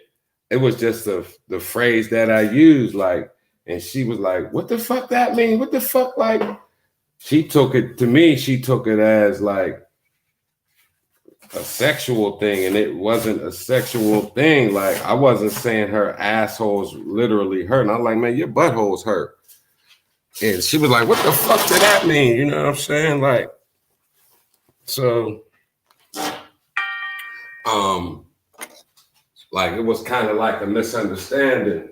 And like, at that time, it like, there was things that was said, like, Goof Troop, that's my guy too. Goof Troop made a comment about some Jordans and some shit, and she got mad, right? And she threatened to have him, his wife, and his kids murdered. She really did. I'm just, you know what I mean? I'm just keeping it 100. And what Goof Troop said, she was wrong. She misinterpreted it. She was wrong. You know what I mean? Y'all know, me and Brim, she was wrong on that one. And then her response to what he was saying, because he wasn't talking about her, we went to the tape. You know what I mean? It was proven, you know what I mean? He wasn't talking about her, and she, you know, in her narcissism way, because we all have that, you know, sometimes we'll jump the gun and think somebody's talking about us. I've done it. We've all done it. What the fuck you say? Oh, nigga. And then we be like, oh shit, my bad. Sorry about that. We've all done that. It's no crime. You know what I'm saying? But she thought he was talking about her, and he really wasn't. And she threatened to, I'm going to have you, you know what I mean? She threatened to wipe his family off the face of the earth. And when people, she like didn't want to address that. You know what I mean? She didn't want to address that. And that was one of the things that then she disappeared. So it left a bad taste. You know what I'm saying? It left a bad taste. And so when she came back, it was like a lot of people had, you know what I mean? They had that, that was like, you know, that was the last, for some people, that was the last memory of Brim, because it wasn't Keisha, it was Brim. So when she came back, folks was on that, and she didn't want to talk about that. So, you know what I mean? That had created an animosity a little bit with her and Goof Troop. And, you know what I mean? I don't know if that ever got resolved. That was one of the things. It was like, Keisha, Brim, take care of that. You know what I mean? Because, you know, Goof Troop, good nigga, and they never really, you know what I mean? I don't think she have a problem apologizing. Like, she's apologized to people. But I just, you know, her and Goof Troop, it was just shit went left, you know what I mean? But it ain't no crime because, you know, we don't, everybody ain't gotta fuck with everybody. So, you know, like Goof Troop said, you know what I mean? You go your way, I go my way. We agreed to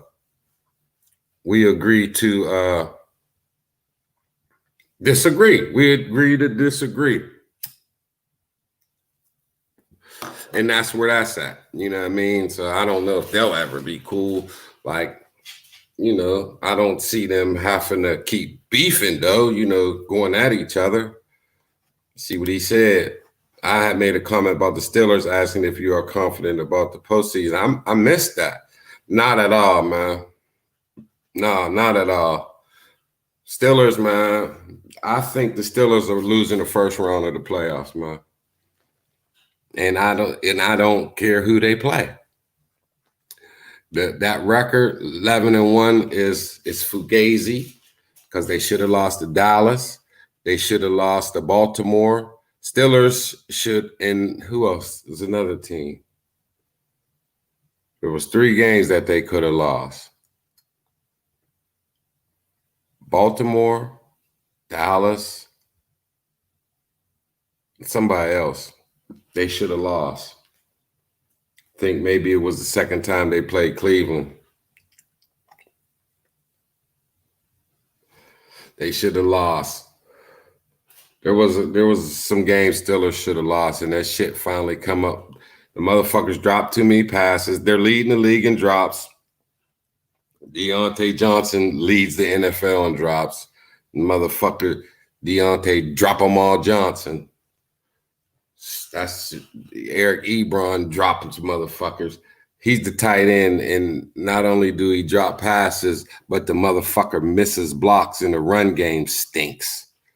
They ran the ball 14 times for 21 yards. That's 0.5 a carry, man. We ain't not going nowhere with numbers like that, man. Dallas had the worst rushing defense in the NFL, and they had 69 yards rushing against them, man. We don't have no running back, man. We're in trouble. Shit do look like practice, man. It's crazy because, like, what they're doing, I think the NFL would have been better off not even playing. Because the product that they're putting on the field right now, it is shit. And what it's doing is making people like feel like, man, I could do without football. Like this right here, what I'm seeing, it's garbage. It's garbage, son. It's garbage. Nobody want to see that garbage, and they're putting it out there, man. And it's like even it's affecting everything around it. Like First Take is whack now because they up there doing the First Take shit, talking about garbage. Like how you getting hyped up, Stephen A, over this bullshit? It's making Stephen A look stupid. You know what I mean? It's making Skip Bayless look like, I mean, he already make himself look like an idiot. but that was content. That was entertainment. Like, you know what I mean? Oh shit, he's a Cowboy fan. How about them Cowboys? Hey man, for real, man. Like, I remember being a little shorty, man, and my gram giving me the J.C. Penney catalog and the Sears catalog, you know, and that's nationwide. And as a kid, every little football thing was Cowboys and Steelers. And I'm happen to be from here, but so I love the Steelers, but the uniforms, man, it's something about them Cowboys and Steelers when they're on the field together, how it looks like it just takes me back. You know what I mean? Like that just Steelers and Cowboys, man. That Super Bowl, that matchup, that star on the helmet, man. That shit's fly, man. Cowboy uniforms is fly, man. Steelers, man, I think they got one of the best uniforms. That black and gold, man, that shit's mean. You know what I mean? The black and gold come to town. You know, you better lace your tennis shoes up a little bit tighter, buckle that chin strip a little bit tighter, because this Berg was known to come and he was bringing steel curtain. Man, that shit was real, man. You get hurt out there fucking around with them motherfuckers, man. Yeah, and I was headed that way. Jerry Jones is a great owner, dog. He's a great fucking owner. He's a terrible GM. And where he really fucks the team up is Jerry wants credit.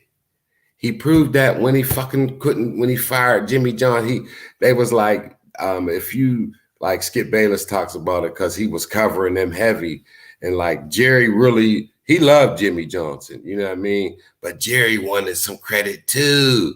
You got to realize Jerry was a D1 football player. He played for Arkansas Razorbacks. Jerry wasn't no slouch. Jerry played big time college football. You know what I mean, Jerry? So imagine D-Fresh if you played big time college football. You're going to think you know some shit, man, because you've been on a level that most people haven't. And now you got the money to own a team, you know what I mean? Like, fuck, what motherfucking fan don't think they know it all? Man, we need to do this. We need to do that. Jerry Jones is a fan owning the team. He's not a football guy. He's not one of the best. You know what I mean? In most people don't have the money. Most people that have the money don't have the love for football like Jerry do. And Jerry loved football so much that he got his hands in it too much. You know what I mean? Where most owners, yeah, they love football, but being that they get their money from their main source of money from other places, they own the team, they go to the games, and they hire a GM, and they hire all the people, and they sit back and they like, yeah, they let them do their job. And if they ain't winning, they'll fucking fire them. Jerry done took that shit a step further, that he's really out here trying to be the fucking GM. Dude, you're an owner. And to be a GM, them dudes earn their money. And a good GM is on it. You know what I mean? They're scouting, they're on it. A good GM is on it. You know what I mean? Because they're not a billionaire. Jerry's a billionaire, man. He can't nobody fire him. So he's not diligent in his duties. He's probably more derelict than diligent. You know what I'm saying? So it's like Jerry shouldn't be the GM because he's not giving it his all, man. He's like me or you. He fall in love with a motherfucker at the T-shirt Olympics, the underwear Olympics, the combine. Jerry fall in love with a motherfucker at the combine. Like, Jerry's terrible. He's killing the Cowboys. And then because he wants credit, he can't bring in the right coach. He brings in, that's why I love Jason Garrett. Yes, man, take orders. Jerry's the only fucking owner that give a press conference after every game. He's the only one. He wants limelight, man. He's thirsty, man. And that's how he fucks up the team, man. Jerry's fucking thirsty, man.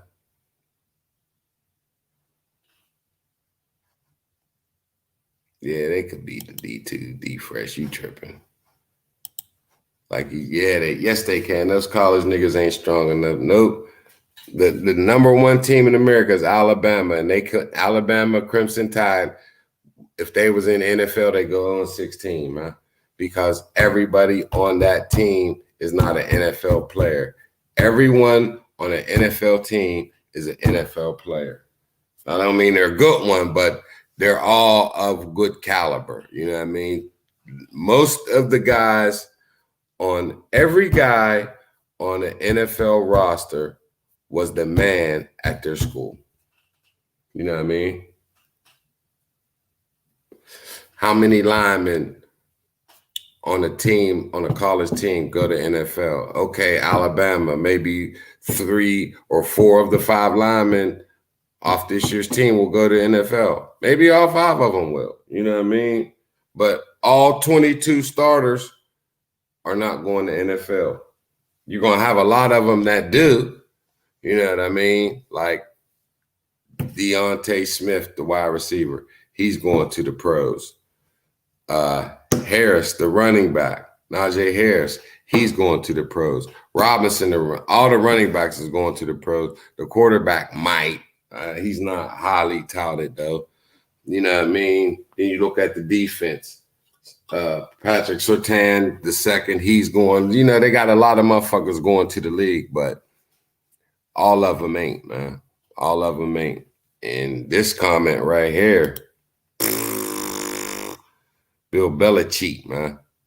It's crazy, though, because you look at it and you're like, yep, he needed Brady. It was Brady. It was Brady. But if you really look at it, Bill Belichick has proven this year, man, it was more Belichick than Brady.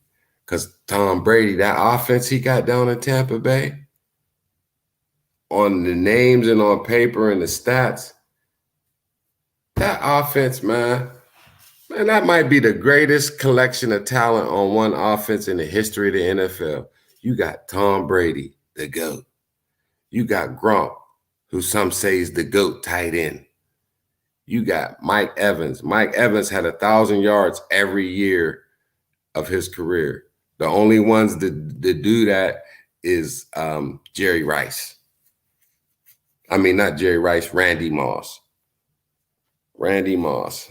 Up to a point, it was like Randy Moss, and I forget who the other one is. And it was Randy Moss and Mike Evans. Like for the first 6 years of his career, 1,000 yards every year. Randy Moss and Mike Evans, the only ones to do that. Then you got Antonio Brown on the team. Chris Godwin is a number 1 wide receiver, being the number 2 or 3. You got Chris Godwin, Mike Evans, Antonio Brown, Rob Gronkowski. Then you got Leonard Fournette, LaShawn McCoy, Tom Brady.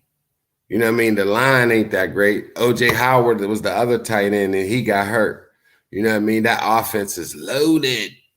They're not living up to they're not doing what they should be doing. If Belichick had that talent on offense, you know what they'd be doing. Then you look at New England. They have no quarterback. Cam Newton stinks. Brian Hoyer and Jarrett Stidham is the quarterbacks. They have no running game. They got Rex Burkhead, Sony Michel, James White, and the dude Harris from Alabama. He's finally getting some ticks and putting in some work. He was hurt his rookie year, and he was hurt beginning year. He's finally doing a little something. But what running back in the history of the NFL wore number 37 and was any good? You know what I mean? That says it all right then and there, man. Let me see.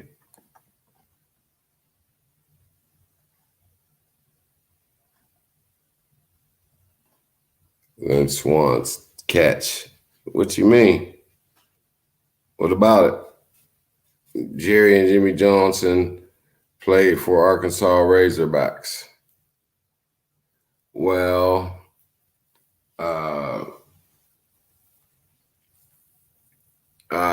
I guess you're right about that.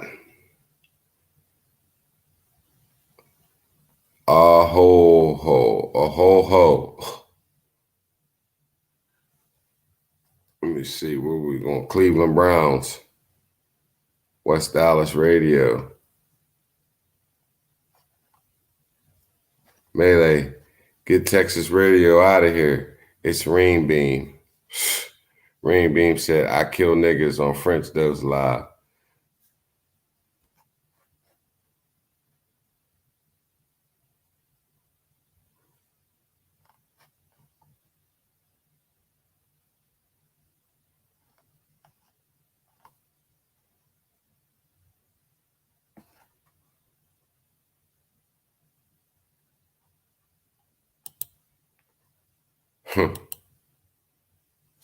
Yeah, Rain Beam, he gets no love. I don't fuck with him.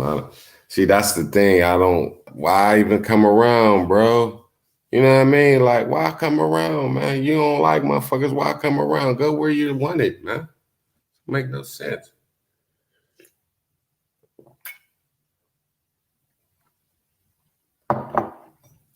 Who I see winning it all? Hands down, man. Kansas City. They gonna win it all, bro. Offense is too high octane, man. Steelers will never beat them, man. I'm a Steeler fan, and I know our weaknesses, man. And our Achilles heel is what the Chiefs do best. We can't stop the pass. You know what I mean? And that's a fact, Jack. Pat Mahomes will eat us the fuck up. Our coaching staff is horrible. Our offensive coordinator does not know how to call plays. Now, look, peep game, we're playing the Washington Redskins. First and goal on the 1 yard line. We run a play. Some shit happens. Maybe it was on third down or something. First down. They got a penalty inside the 5 yard line. We got the ball inside the 5. They had 5 cracks at it, but then we have the ball 6 inches. It's not even a whole yard. It's like the ball's right there on the fucking goal line. You got 4 plays. You don't try a quarterback sneak. Everyone does that. Big Ben's 6'5", 6'6". He can fall in there. You don't try that. And you get cute. You throw the ball to a fucking lineman. You know what I mean? You get down on the goal line, and then you throw it to a lineman that he's a guard. You know, when you look at the line, your most athletic linemen are the tackles because they got to get back and pass rush. You know what I mean? The tackle, that's where the defense's best pass rushers, the ones who get to the quarterback the best, are coming off that edge. So you got to have your most athletic big guy playing tackle. You don't even throw the pass to a tackle. You throw it to a fucking guard that don't even fucking start or play. So how athletic is this motherfucker that he don't play? You bring him into the game, and when a lineman is eligible for a pass, what happens? The referee says, number 65 has reported eligible. So you just announced to everyone on the field, the coaches, everyone, you just let everyone know that the lineman, watch out for him. He can go off for a pass. So now they're looking for that because it can only happen if you announce it. So now you've just announced it, and then you fucking run it.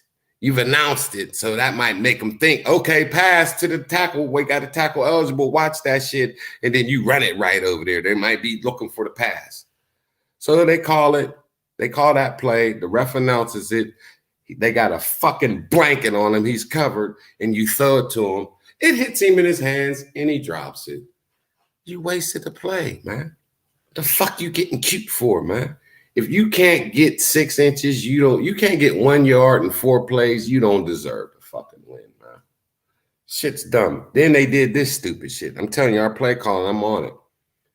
It's 4th down and 2, and you're going for it. Now, you said you don't want to put our kickers hurt.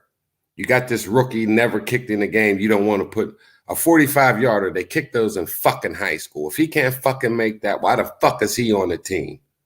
Give the boy a fucking shot. He's paid. Give him a fucking shot. No, so you go for it. 4th and 2. Now, as you know, the Steelers, all they do, Juju. See, I'm on it. Juju had up into the start of the 4th quarter. This is what we had. Juju, they threw him. He had the ball thrown to him 3 times. He had 3 targets. He caught 2 of them for 2 fucking yards. Okay.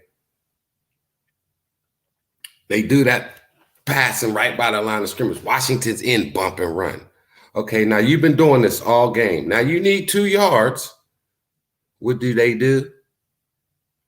take the rookie running back that has 5 catches all year, only had 10 in a 3-year college career. He had 10 fucking catches. 4th and 2. You run a play for him. They said it. He was the number 1 option on that play. 16 yards down fucking field. You need 2. You throw it to your running back that never catches the ball. He got 5 catches all year. 4th and 2, you throw it at 16 yards downfield to him, and there's a motherfucker all over him. Stupid play fucking calling. Just Steelers, man, their offensive coordinator needs fired, man. Mike Tomlin, he needs fired, man. Like, when he won the Super Bowl, them was Bill Cowher's boys. Troy Polamalu, Hines Ward, James Harrison. Them was Cowher's boys, man. So they was already coached up. They already had the pedigree, man. Mike Tomlin was the D-backs coach when Tampa Bay won their only Super Bowl. They had like 5 interceptions. So they're like, whoa, D-backs, yeah, they balled out. Then he went from there. He got the job at Minnesota. He was defensive coordinator. That Minnesota defense was loaded. They had Pro Bowlers all over the field out there. They had like the number 2 or 3 ranked defense in the NFL. So he coaches the D-backs. They win the Super Bowl, and he's D-backs coach. He gets promoted to defensive coordinator. They went from 5th to like 3rd, something like that. You know what I mean? Some parts of the year they had the number 1 defense. Minnesota Vikings, the Purple People Eaters, they was calling them an ode to the old school great Vikings defense. They said that brought that back. It wasn't him. But what I'm saying is that Tomlin's career was made on defensive coaching. He coached the D-backs in the Super Bowl. They had 5 interceptions. Dexter Jackson was Super Bowl MVP. Look it up. Nigga had 2 pick sixes or some shit. So then they got the Rooney Rule. So they're interviewing, the Rooney Rule, you got a minority coach got to at least get an interview on. Anytime there's a coaching vacancy, a minority has to get the interview. So what good is the Rooney Rule if the Rooneys don't hire a nigga? You know what I'm saying? So he comes in there and Mike Tomlin, you listen to him talk, that motherfucker got great coach speak. Him and Bill Belichick, boy, you know what I mean? Them's the guy. We're on to Cincinnati. What do you think about it? I don't think about it. We're on to Cincinnati. Belichick, you know what I mean? He knows what to say. Tomlin, the standard is the standard. He says, everything that a coach should say, you know what I mean? I need you to make routine catches routinely. That's the type of shit that nigga says. So he got the speed. He's flattering with his jargon. They like the cut of his jib, so to speak.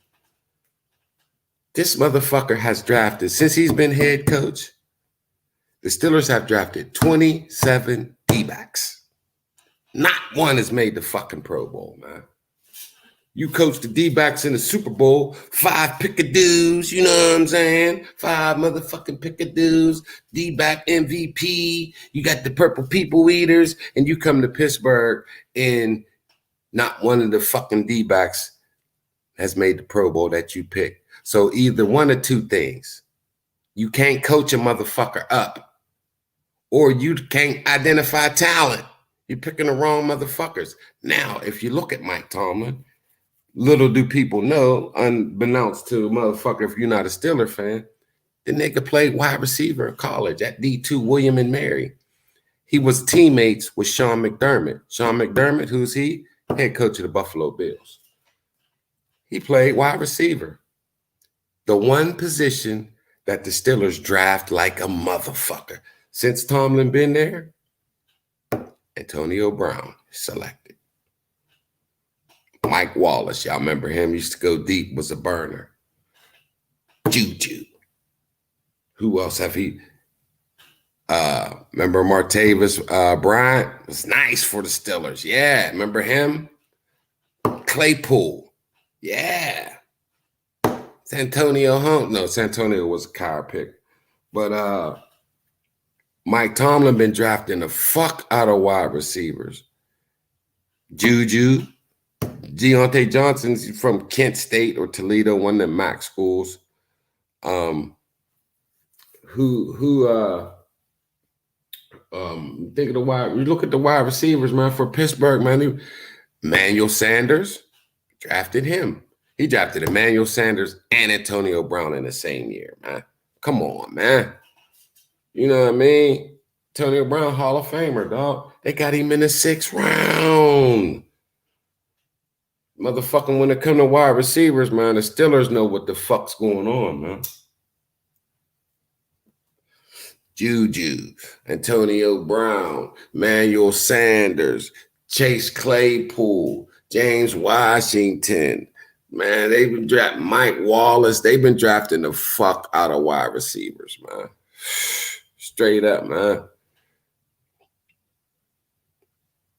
Yep.